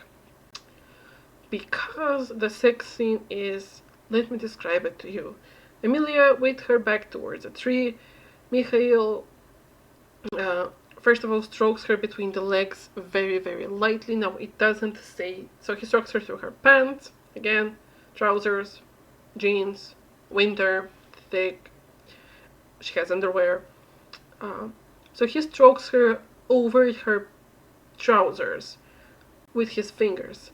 Now, it doesn't say that she barely he barely touches her. Imagine how that would feel. Spoiler, it wouldn't. It wouldn't feel. Like, he's barely stroking this extra thick seam of those extra thick trousers. There would be no sensation. Then he unbuttons the button of her jeans. He slips his hand inside her panties. Again, her jeans are still zipped, mind you. Did I mention it's winter? Freaking cold? So he slips his hand in her panties, and he slips one finger inside of her, kisses her neck, tries for the lamest dirty talk in the world, like, slips, like, okay, hear me out, right? Yeah, give me 1 second.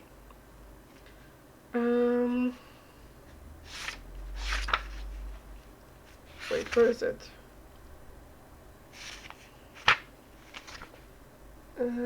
Wait. That's Catherine. Where the fuck was the forest scene?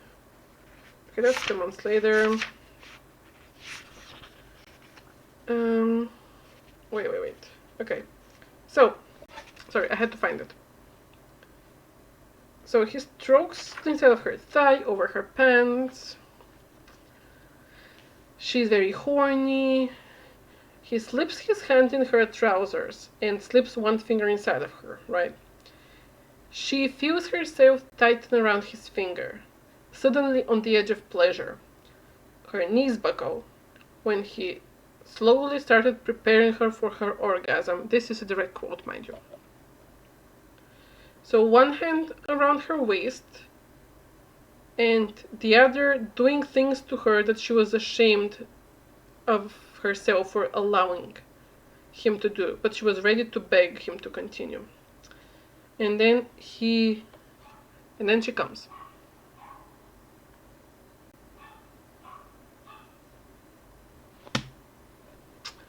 So he,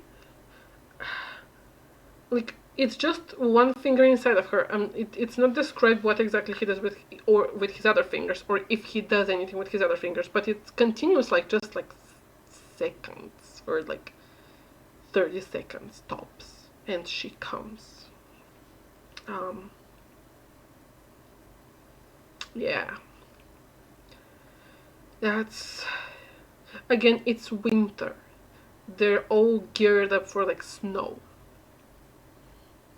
Lady just has like a hair trigger, I guess. They go back to the hospital. The magic cops are there, and Mikhail is this time arrested because we don't know yet, but we learn later that someone submitted evidence that it was him who killed the witches in the previous book. So there's evidence, and while in the past Mikhail has killed, and he has in fact like, basically Presian has turned blind eye to his actions because Mikhail's father was the peacemaker who created the council, so he was that amazing and everyone loved him. So Mikhail was actually given a lot of leeway, which wasn't granted to a lot of other people. Basically, Mikhail should have been jailed for his crimes long time ago, but he wasn't. This time, though, there was just physically no way for things to be swept under the rug, which means that Mikhail is dragged to Protokalia. Protokalia is the Immortal Prison, which is in a volcano on an island, I think somewhere around Norway. The Immortal Prison. 2 months later, they have decided to go to the catacombs because Mikhail is not there anymore. And they decide to again go under fake names and pretend that they're there to pay their respects to a dead person they know is buried there. And they would just hope the vampires who are guarding the cave don't watch them while they pay their respects. They're just going to try to extract some DNA from the mummies, which I did Google. Apparently marrow, because that's what they're going for, bone marrow, it actually dries out, so they wouldn't be able to really get much out of it, but whatever. Like, they have like a syringe trying to extract bone marrow. That's the plan for the DNA. The bone marrow would be dry, so they wouldn't be able to suck it up with a syringe, but whatever. In the meantime, Constantine fights with Diana, the vampire, because she still doesn't want to fuck him. Big surprise! they're going to the catacombs. And also, suddenly, and okay, two things I would like to mention. Pause. Okay, we know where we are, right? Like, Mikhail is in jail, and they're going to the catacombs to get the DNA sample. Two things. First, Amelia is scandalized how, after Mikhail's father has done so much for the council, Mikhail is still being treated as a criminal. Now, if you are more Western European, you might, or like American, or like Canadian, or like, first world country, blah blah blah, you might think Bulgaria was the country on the top of the chart with the highest corruption level in the European Union a few years ago, like a decade or so ago. I'm going to say it again. About a decade or so ago, Bulgaria was the country with the most corruption in the European Union.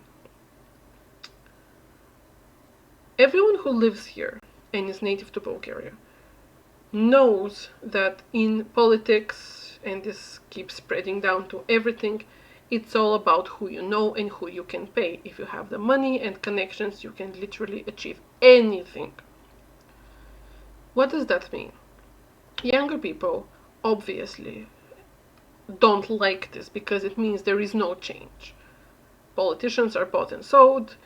It doesn't matter who is officially in like the government, because it's like the same people holding the strings. It's like, it's such a big part of the reality here that it's literally how people here think about politics. They basically don't trust it, because why would you trust it when they're just puppets? Young people obviously don't like this because it means there is no change, there's no development. If you're not born into one of those families, you cannot prosper that much, really. There is no systemic change to be made when the system is being held by the same people for the last decades and decades. Which is why for me it's so weird that Amelia, a woman in her mid to late 20s, is surprised and scandalized that the Magic Council is not more corrupted. In her opinion, because of who Mikhail's father was and how he knew Presian, they were friends, this means that Mikhail should be given leeway. Mikhail, a reminder, was already given much more leeway than anyone else has ever been given by the council. People have been forced to turn blind eye to his actions, to him killing people for multiple times in the past. This is canon. But this time, there was just no way to go around it. The evidence was too directly presented to the council and to Presian. There was no way to pretend it wasn't there, so he had to be jailed. And the only thing Amelia thinks, when her lover has already benefited so much from the corruption in the Immortal government, is, why wasn't the corruption even worse, even more? Why didn't he benefit from it even more? This is where we're at right now. This makes Amelia immediately, completely, aggressively unlikable, and a big part of the problem. Second thing is, I would like to point out the lizard people and the way they live. And I was going to mention this earlier, but I completely forgot. The lizard people are living in their own enclosed, physically separated area, and only those who are close to the queen can go into the developed human world. The lizard people live with less developed technology. Only those allowed into the human world wear things like jeans and pants and have cars and actual electricity. The closest to the queen are her generals, and those are the ones who actually have power. Those are the ones who actually get to live and experience the fruit of actual developed country. I mean, if you're actual developed countries like freaking Bulgaria, you have issues, but I guess it doesn't matter. Now, if you are Bulgarian or from any other Eastern European country, This, and you have spoken to any of your like older relatives in the last like decade, 2 decades, this would have given you a visceral reaction, like full-on flashback to something they have been telling you again and again and again and again. What do I mean? Oranges for New Year. Before democracy came in Bulgaria, the party, the political system was different. In 1989, the old regime fell and democracy was established. Now, how much is it democracy really? It's like a different question because we just mentioned the corruption, but that's beside the point. Before 1899, Bulgaria was not a democracy. It was socialism. And the Cold War, the Iron Curtain, was very much putting Bulgaria on the side of the Soviet Union back then. Important thing which I see people miss fact often, Bulgaria was never a part of the Soviet Union, ever. There was a lot of influence and Bulgaria was on that side of the Iron Curtain, yes, but never officially one of the Soviet republics. Never. Not that it made much change, of course, but it's like I would like to point it out because a lot of people are under the misconception that it was. This means that the people who were close to the party or part of the party could leave the east and cross the border. They could go to the west. They could, and I'm telling you this because this is what my parents have told me who were living in that time. If you had like family who could live, they were allowed to possess foreign currency. If you were caught with currency in your possession and you didn't have official permit from the ministry to own it, that was a crime. I'm not even joking. You were not allowed to have it on you. Getting a passport required you to be personally approved by the ministry. Passport to go to the West, mind you. Getting access to Western media like music or films, again, bootleg stuff, underground stuff, criminal stuff. If you saw someone wearing jeans or drinking Coke, like Coca-Cola, this meant that someone brought it for them from the West, which means they had a family member who was close to the party. I'm going to give you, like, and again, if you wonder what I meant by oranges for New Year, there was artificial scarcity in the shops for Western considered products. Religious holidays were not celebrated under the party's rule, which means that there was no Christmas, but there was New Year. New Year was when the actual winter celebration was. And for New Year, there would be imported fruit to keep the morale, I guess. And something which I have been told by, again, my mother, like literally, is that there would be a long queue in the village for oranges, and every person would be allowed a certain amount of oranges. Not per family, but per person. What they would do is they would queue like father, a few people down the line, daughter, a few people down the line, son, and then all the way, so they would be able to take more oranges. There was no oranges in, like, that's it. Anyway, this is the same. I'm sorry for the rant. I'm sorry again. If you have like Slavic friends or family members, you know this speech by heart. I have spoken to like friends, and it's the same thing. Did I mention this? The lizard people world is literally that. Those close to the queen have access to advanced technology, which they purchase from the outside world, the Western world in history, and literally the human world in the book. And it's a symbol of status to have a car, to wear jeans, to to have chocolate, to have a phone, like an actual mobile phone, while the rest of the population, with their like dim candles and like barely having electricity, would just like look in envy. Like, I think there's electricity because I think there's like one traffic light or something, but the normal population doesn't have cars. They don't have like smartphones. They don't have jeans. And when I read this like on the third time, it just clicked so hard, and I thought, okay, that's a nice historical allegory, I guess.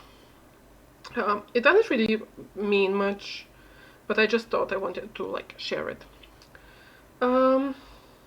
Anyway, uh, the catacombs, TM, I have written.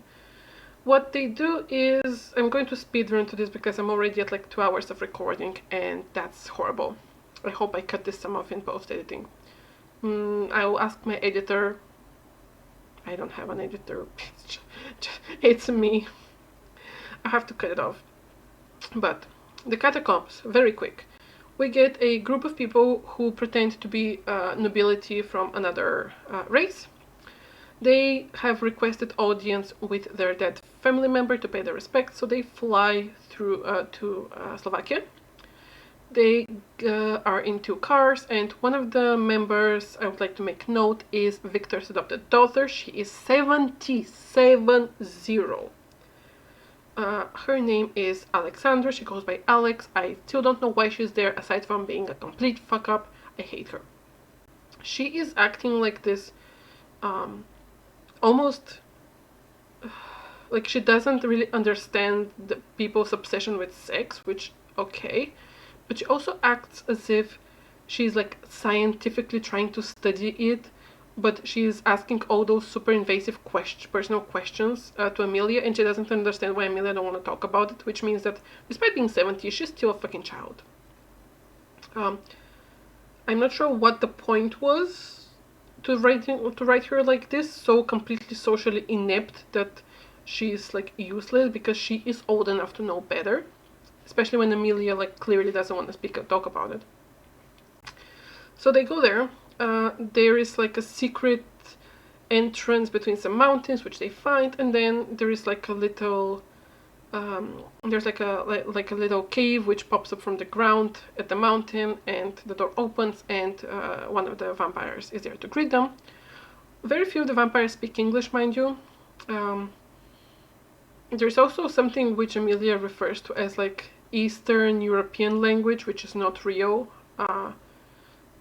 Like some Slavic languages are close to each other because they're from the same language group, but that doesn't mean, first of all, that they understand each other, and also Bulgaria is not Bulgaria, Serbia, and Macedonia are not the only Eastern European countries. We also have things like Greece, Romania, and Turkey, and let me tell you, those languages have nothing to do with the Slavic languages.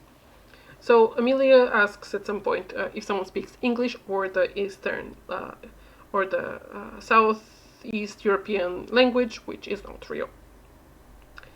They go there, the vampire there greets them and doesn't seem to have any suspicion that they're lying, which is weird because shouldn't there be checks?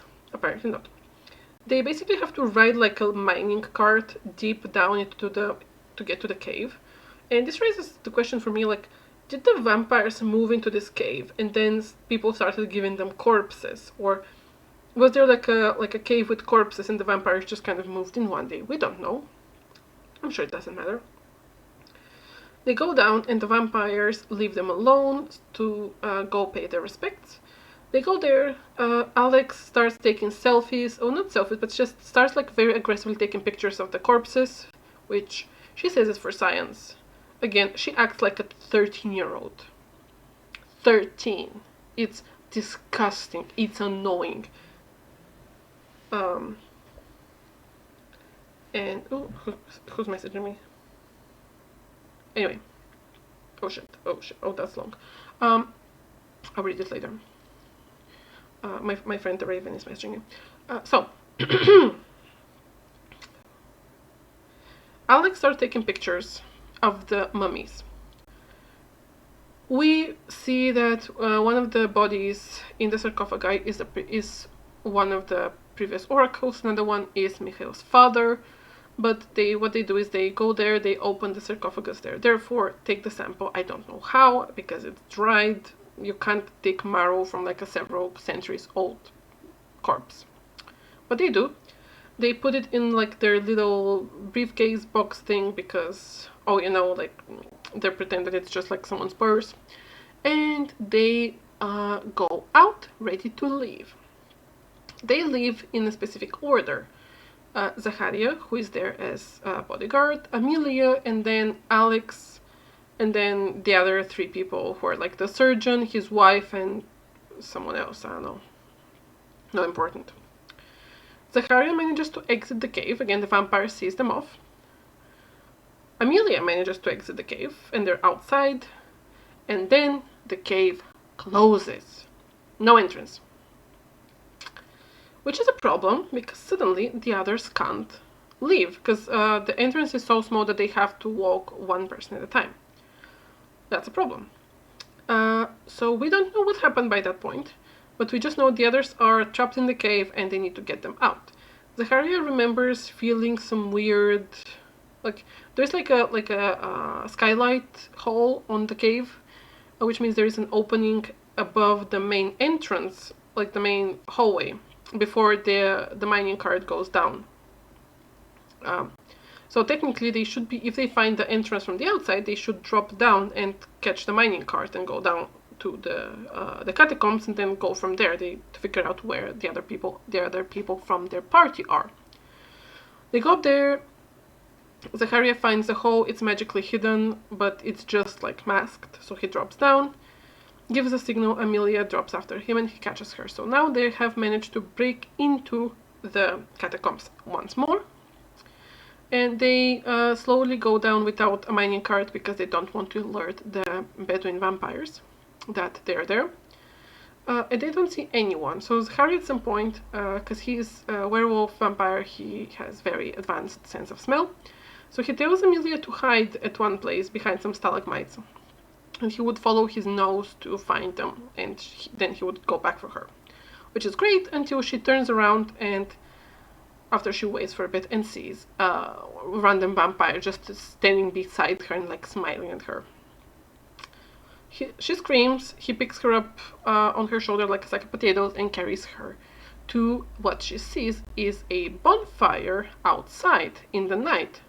So the vampires do in fact go out. There is this pretty meadow, there's like stars above, there's a big bonfire, and there's like music by drums. Some vampires are dancing. Zacharia is nowhere to be seen, but the other people from their party are tied beside this like wooden pole, and there is also like a sarcophagus beside them, which is weird. Amelia demands to speak to someone who speaks the language she speaks. She is taken to the vampire elder, who tells her that the vampire who found her, I shit you not, is called Bam Bam. Forget like complex cultural names. His name is literally Bam Bam. And because Bam Bam found her, and she broke the rules of hospitality, she is now to be Bam Bam's wife. Amelia, thinking fast on her feet, says she was sent there as the oracle, and if they harm her, they would be breaking the laws of the divine one who gives the prophecies, who is actually the alien who impregnated those women and created the immortal races. The vampire elder calls her bullshit immediately. He says, well, when the oracle uses her powers, her eyes go white. So use your powers, show us your like white eyes, and you're good to go, because something which we learn later, Amelia cannot lie with the mouth of the oracle. What does this mean? She cannot lie about prophecies. She cannot make out prophecies. She cannot give false prophecies. There is severe punishment if she does that from the power of the oracle. It would lash back at her. And I actually had to go back to read the prophecy again from the previous book, and this is a huge plot hole because she does in fact lie here. She claims she was sent by the powers of the oracle, and the prophecy was that neither her nor the people who came with her have to be harmed, and they have to be let go, and the fate of the world sits on them. The elder calls her bullshit again. He's like, okay, so call the powers, make your eyes go white, and we are going to agree that you're the oracle and let you go. Perfectly fine. Just prove it. Like, whatever you just said, just prove it. We're fine. She tries to summon the powers from everything that she knows. She concentrates. I'm guessing she gets a very constipated expression. And then she feels the power, kind of. And then she opens her, and then she, like, says, see? See? And the village elder says, the vampire elder, mind you, says, I'm not even joking. Your eyes were closed. We didn't see anything. And if this isn't peak comedy, I don't know what was. And then she is like grabbed, like something slams into her, and then suddenly she's in the air. We learn that as a vampire werewolf, Zacharia can fly, so she was basically like doing a distraction. Like, she didn't know it, but she was a distraction, so he snuck in, freed the other guys, and then flew down and like picked her up and took her to the car.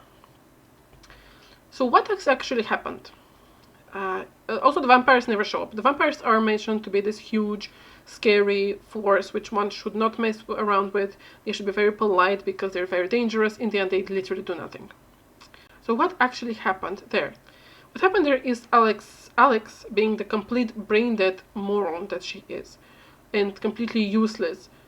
I don't know why she was there. I don't know why anything happened. I don't know why she's left outside without a supervisor. I don't know why she's out in a science lab and not in kindergarten, because she acts like a child. She wanted a souvenir. They're in catacombs, guarded but extremely well. She wanted a souvenir, so she stole a plaque from one of the sarcophagi. And then she stole, and then like when they were running, all of them, they also stole the mummy that was in the sarcophagus. Like, because when they were tied by the pole, there was a mummy beside them, and the elder said that there is a ritual tonight. They would need like living flesh and dead flesh, and Amelia assumed that dead flesh is the mummy, and the living flesh is her friends, and they would be sacrificed to the god of the vampires. The vampires are, because they're shown to be extremely, not well developed, they are allowed to be religious, and devote themselves to a random god they seem to have, and give sacrifices. So the gang stole the mummy. A Hawas mummy, ancient mummy. They stole it. They go back to the hospital. The surgeon's wife demands for Alex's arms to be cut, which, by the way, in Bulgarian history there was a Khan who is like kind of like king, but before kings. So there was a Khan Klum, who who gave Bulgaria the first written laws, and the law for stealing was having your hands cut off. Yes, I'm not even joking. So the surgeon's wife is pissed off, obviously, and Victor says, well, she said she is sorry, so it's fine, which is the complete bullshit. She acted like a literal child and almost got all of them killed, and her punishment would be they would put the mummy on a table and she would have to guard it. Which she fails to do, mind you, because she's stupid. Also, we later learn that if the whole point of her being there was so that they would be forced to take the mummy with them, so she would steal something. No. We later learn that the way the spells work is that anything being taken out that wasn't brought in would have triggered the spell, which means that even if Alex wasn't there, the genetic material they took, the marrow, would have triggered the spell. Everything would have happened the same way in the story if Alex hadn't been there. Why was she there? Why is the most annoying character ever? Why did she need to be there? Whatever. She's there, she's left to guard the mummy, which she does for a bit, and then she like leaves the room for a bit, or like closes her eyes or something, and then the mummy disappears. I'm not even joking. No, there is no... Also, the entire place is wired with cameras, but there is no camera pointing towards the table with the ancient mummy they stole, which they don't know what it is, mind you. They don't know the species of it, they don't know who it was, it's just a mummy. And there is no camera pointing to the mummy, and it disappears. They don't see it on the cameras leaving the room, it's just not there. I think Alex fell asleep or something, which is, you know, great. At some point, Constantine, in the meantime, because he isn't there, okay, remember when I said that all the cardinals wear masks? You're not meant to know who the cardinals are. Like, their identities are very, very well protected. Well, after a bit of digging, like, literally just like a little bit, Constantine finds out one of them. The man's name is Mod, which could be a name by itself, but it could also mean pestilence, like the Horseman of the Apocalypse. So this guy is in a random club, in a random bar in Student City in Sofia, which is a real thing.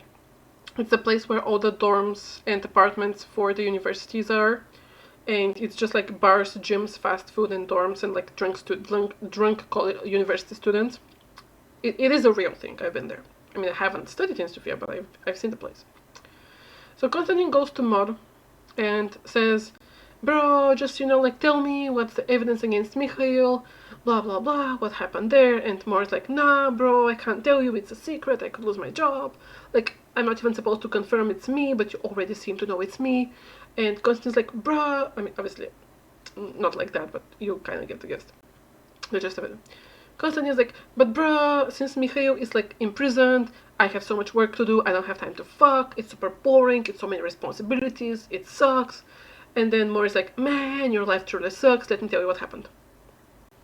Now, they didn't speak like this, but literally Constantine's only argument that he needed to convince Pestilence to tell him was, this job sucks, it has too many responsibilities, we need Mikhail back. And Pestilence is like, good argument, let me tell you everything. Now, what happened is that there was a lot of evidence submitted directly to the... Because usually each one of the council members have their own, like, servants, I guess, and they review evidence, and then the evidence is shown to the entire council and to Presian. Well, in this case, which means there is a lot of time for evidence to just conveniently disappear, which is what has been happening with Mikhail for, like, centuries now. This time, though, someone skipped all the procedures, we don't know who, and dumped the evidence directly at a council meeting with Presian. So everyone saw it. There was no way for them to pretend they didn't see it. So, in this case specifically, there was no way for Mikhail's crimes to be hidden. We later learned it was Sevar who did it. So they now know that, you know, there was like fabricated evidence given directly to the council. Which, whatever the fuck. Next step, they think, must be to convince Presian to let Mikhail go, because Presian is the ultimate authority in the immortal world. He's the king. Also, Presian wears a long black trench coat, which I can always appreciate. All the cardinals wear masks, again to hide their identity, and Presian's mask is a gold demon mask, which is so horrifying that it gives Amelia nightmares. For the life of me, I cannot imagine a gold demon mask that would be this scary. So feel free to, you know, like, if you have like examples, feel free to tell me, because I'm very curious. So they need to speak to Presian to convince him to release Mikhail.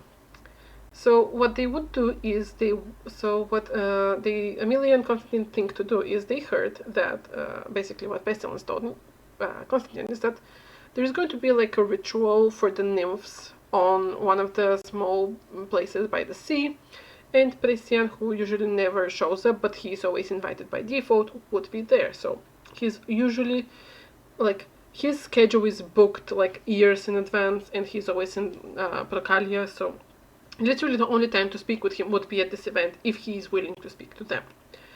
Now, just a bit of geography for Bulgaria. A drive from Sofia or Vitusha to the sea is 7 hours on the highway. 6 if you're willing to go very, very fast. You can't do it in 2, you can't do it in 3. Doesn't matter. Amelia and Constantine, impulsively jump in a car and head for this ritual. I think the nymphs are going to be picking a new head nymph, and it's like a whole ritual. There's like a lot of people there to see it. It's very fancy, kind of like choosing the new pope, I guess. So they go there, they observe. Again, Constantine drives for like 7 hours straight without any breaks, which, cool, dude, whatever. And they watch the ritual for a bit, and suddenly silence. And we see Brescian with his gold demon mask, and two of his cardinals are there, one of them being Pestilence, we learn later. Now, the cardinals wear masks, and one of them is wearing like the scream mask, because it's literally like a ghost mid-scream, so I imagine it, like one of them is literally just like wearing like a scream mask, and the other one has a cat mask. So we have the scream mask and a cat boy, a furry. Pestilence is a furry. You're welcome. So they try to speak to Brescian, but he obviously doesn't care, because he's not there to talk to them. And Emilia, she practiced, mind you, fakes a prophecy. She does the whole, like, rolls her eyes back to her head, tries to do, like, the very specific speech pattern that the prophecies come from, and she says that Mikhail must be released or else. Brescian doesn't say anything, he just leaves, and Emilia, disheartened, also gets in the car with Constantine and leaves. Later, when she is at home in the shower, she experiences a literal, she gets like transported to hell and gets lashed with a whip. She gets whipped, and the thing in her mind tells her, and then she's like basically transported back to her shower, and while the blood is gone, she could very much feel the lashes on her back. And she hears from deep inside her the oracle power speaking to her directly, that this was the only warning she would get. Next time, it would not be her, it would be like someone very close to her, and they would suffer a lot more. This is the first time the story says that she has lied under the oracle's name, which we know is incorrect because she also lied in front of the vampires. She didn't give them a prophecy, but she lied about a prophecy. Which, shouldn't that also count? I think that should count, but I guess it doesn't count. What counts? Nobody knows. And then, Mikhail is released. Also, the island where the, like, Hunger Games are happening, like the Gladiator Games, gets blown up, and Catherine steals the artifact.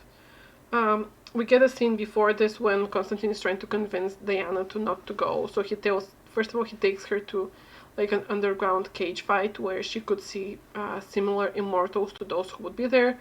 Obviously, they would completely obliterate her. Then Constantine tries to give her a gun, which has like carved dragon like on it. To make it pretty, but the dragon's tail is wrapped around the muzzle, so it looks like the dragon is shooting from its ass. You're welcome. Diana tells him that she is not legally allowed to have a gun on her, and the punishment for breaking the rules is death. And he says, literally, it would buy you a few more seconds to do what? We don't know, because, again, if you break the rules, you would not even show up at the arena. The guards would, like, obliterate you. Diana goes to the Gladiator Island. Like basically what happens is Constantine wants to fuck, obviously, so he sends her a note to meet him at the training room, and he also buys her dress and lingerie because he thinks that if Diana puts on a dress, heels, and lingerie, which by the way not every woman can, like every person can walk in stilettos. I can, but a lot of people can't. She would look herself in the mirror, she would realize that she is this delicate woman in need of protection because she's so feminine, and she would, first of all, realize how much he could offer her, but also she would not go there to die, neither of which happens. By the time their time for meeting comes, she's already on the plane for the Gladiator Games Island, and Emilia is tasked to return the dress and everything back to him. The island gets blown up by the lizard people, and Catherine steals the artifact, which is something which can take down defense spells, very powerful defense spells. It's a mirror, which, again, that's all it does. It takes down defense spells. Mikhail is back, And my personal working theory is that Presian was very close friends with Mikhail's father. Presian is very close friends with Mikhail. He couldn't have really not arrested Mikhail because of the way the evidence was given to him in front of everyone. There is no wiggle room.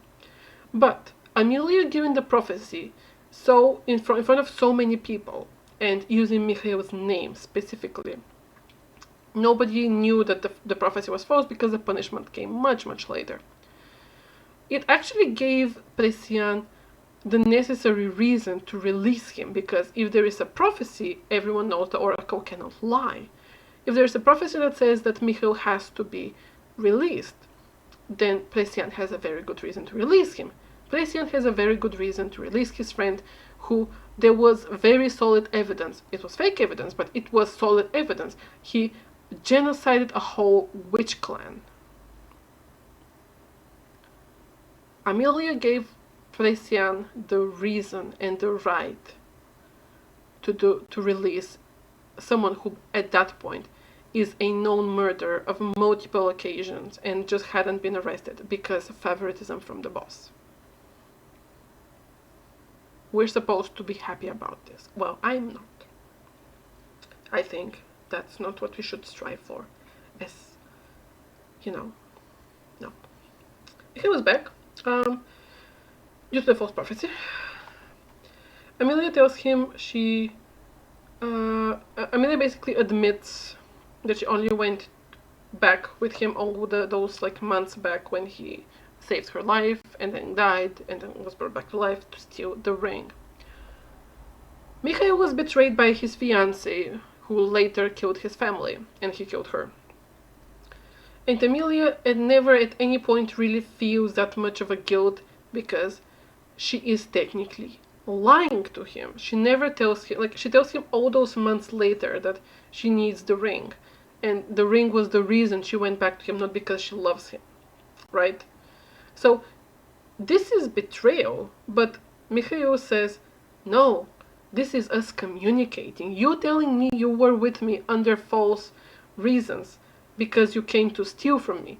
Because you're telling me now, we are communicating like adults and this is good. And I am just confused. What the fuck is happening? They have sex.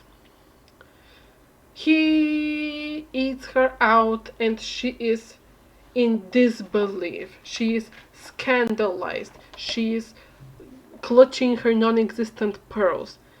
She, the very idea of cunnilingus, shocks her so much.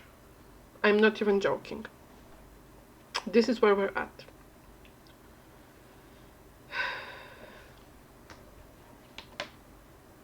He gives her the ring, and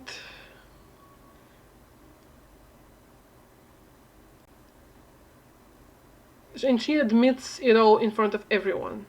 And Konstantin says that, well, she must still be lying to get the ring, and Mikhail defends her, which, at this point, nobody is still, because she gives them the whole story, right? Nobody is questioning whether or not the second sister actually exists. They just accept this second-hand story that Amelia claims happened from this woman she has no way of proving is who she claims to be. And everyone just accepts that there is a second sister. Plot spoiler, there is no second sister. Konstantin tries to spy on the lizard people, gets kidnapped and put in jail in the lizard castle, I guess. The hospital falls. What do I mean by this? The day they make up and make out, the hospital is run, the yard of the hospital is suddenly full of armed vehicles. Tanks, military personnel with guns. The hospital defenses fall because the mirror, the artifact which Catherine stole, is in the hands of the queen. What they do is they say that whoever swears from all the personnel of the hospital, by the way, the hospital is huge and there should be hundreds of people working there, but it always feels so very empty, like completely empty. Apparently there's a lot of personnel, and those who swear loyalty to the queen would be allowed to live and keep working around the very armed guards who were installed in the hospital every corner. Those who don't swear loyalty are taken to the forest, supposedly to be executed by a firing squad. That's canon, by the way, I'm not making this up. Amelia and Mikhail make the choice for her to pretend to be a good actress and to pretend she managed to fool him. And Mikhail, for once in his life, does something well, and he acts the betrayed lover very well. So she takes the ring and gives it to the queen, while Mikhail is screaming at her for being a traitor. At this point, Constantine is in the jail on the Lizard Queen palace. Mikhail is also taken to jail. Amelia, as the oracle, is supposedly going to live in luxury for that period of time because the queen wants her to use her prophecies to help her. And you might ask, and we know that Zacharia was away at that point, and Amelia managed to warn him not to get back, and so at least one of them is free. A couple of closing points, because the story closes with Constantine waking up in prison and Catherine about to torture him. Because apparently his weakness are beautiful women. I think his weakness is that he is a misogynistic bastard, and he's also completely useless. A few points regarding this ending. It's very underwhelming. I mean, it's a nice ending. It's a nice cliffhanger, I guess. Alex somehow manages to hide from the military people because the queen has again infiltrated ministries of defenses, so she's using the country's own military against the hospital. Which, by the way, considering the level of the military in Bulgaria, come on, do you really think they have that many tanks? I don't. For the record, I wouldn't know. I've never done military service. But Alex manages to hide in one of the labs, and then she sees this completely random man who looks kind of familiar and is talking to her. He knows her name. She's never met him before, but he looks kind of familiar, and he tells her that they have to run. Who is he? He is the mummy that disappeared. Now, who was the mummy that disappeared, and what was the ritual about? The vampire ritual. When the vampire elders said they need dead flesh and living flesh, the dead flesh was never going to be the mummy. They were just going to kill one of the people, one of the squad. The mummy is the body of one of the two sons of the alien. The mummy is the brother of the, again, there is no second daughter. The lizard queen is the daughter of the alien. She is the demigoddess. Anna is her, I think it's her name, but she never had a sister. She basically told Amelia that she needed the ring to fight against herself, and Amelia just handed her the ring. The mummy that the vampires worship is her brother, one of the other two children of the alien. And they wanted to bring it back to life. The ring would also, it would either kill him or bring him back to life. I'm not sure, and it's not really important. But the Lizard Queen needed it regarding something about her brother. The Lizard Queen, by the way, has very clearly incestuous romantic feelings for her brother, because the journal that was given at the beginning, at the end of the previous book, to the hospital, was written by the queen, or no, by her brother, by the brother regarding the lizard people. So the queen wanted her brother's entire love and affection, and she didn't get them while he was alive. He died at some point later. He became the mummy. The mummy later got resurrected, and the mummy is the demigod who is now running away with Alex. The queen needed the ring to again either kill him or bring him back. I'm not sure, and I don't really care enough to look at the book, to look through the book for. And that's it. The entire point of everything was for the queen to get the ring because she needed it to do something with her brother, to win his eternal affection and love, and they needed the hospital because I guess the hospital is one of the last beacons of whatever the fuck, like of hope. They needed the hospital under their control. Amelia is taken to the palace, Mikhail is taken to the palace torture chambers, and so is Constantine. Zahara is somewhere. I'm not sure what happens to Victor. Maybe he... Like, we also get the implication that the Nazis who did this to Victor in the 15th century are still running around and they're immortal and they're still, like, experimenting on people. I'm guessing that's going to come up later. But the story ends again. We don't know what happened to Diana. She's presumed dead on the island that got blown up. The story opens with Constantine and closes with Constantine, which I think is the worst possible choice you can make, because all the characters suck, but Constantine is miles ahead in the sucky department. That's it. Did this make sense? I'm going to guess not much, but I hope you at least had some fun. My general opinion. Again, the third book is out. I have no intention of reading it, but again, if you want me to read it and review it, let me know. Again, disappointing.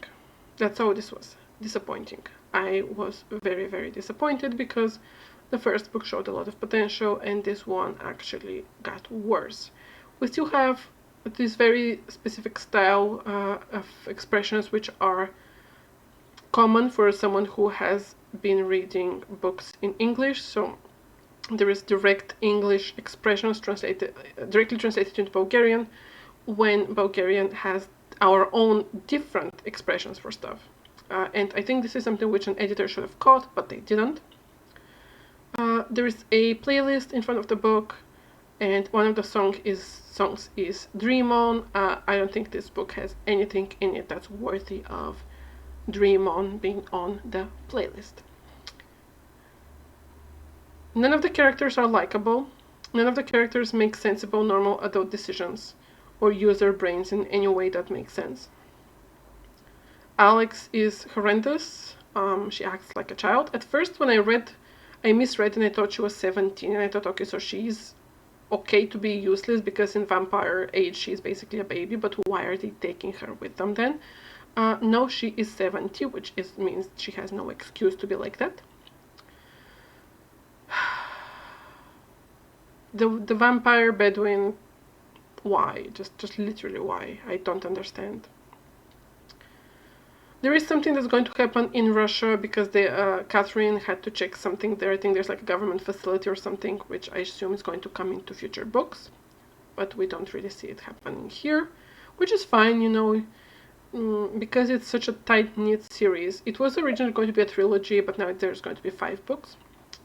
I think the 4th one should be out this year, if it's not out yet already, I'm not sure. But my opinion, like, again, not horrible, and if you buy it as a bundle, I think you might enjoy it if you are not looking for masterful plot or likable characters. If I had to pick a favorite character, I would pick Raphael, who is the human who was Victor's friend and who died like centuries ago, just because we don't see enough of him for the author to ruin him. And that's about it. Yes, we leave on a cliffhanger. I guess it's a cliffhanger really, just because everything has gone to shit, and we stop there. So you cannot do anything standalone in this series. Like, everything, you have to read all of the books together. And that's all from me. Thank you for keeping me company. I do hope you enjoy the rest of your night. I'll see you in your nightmares.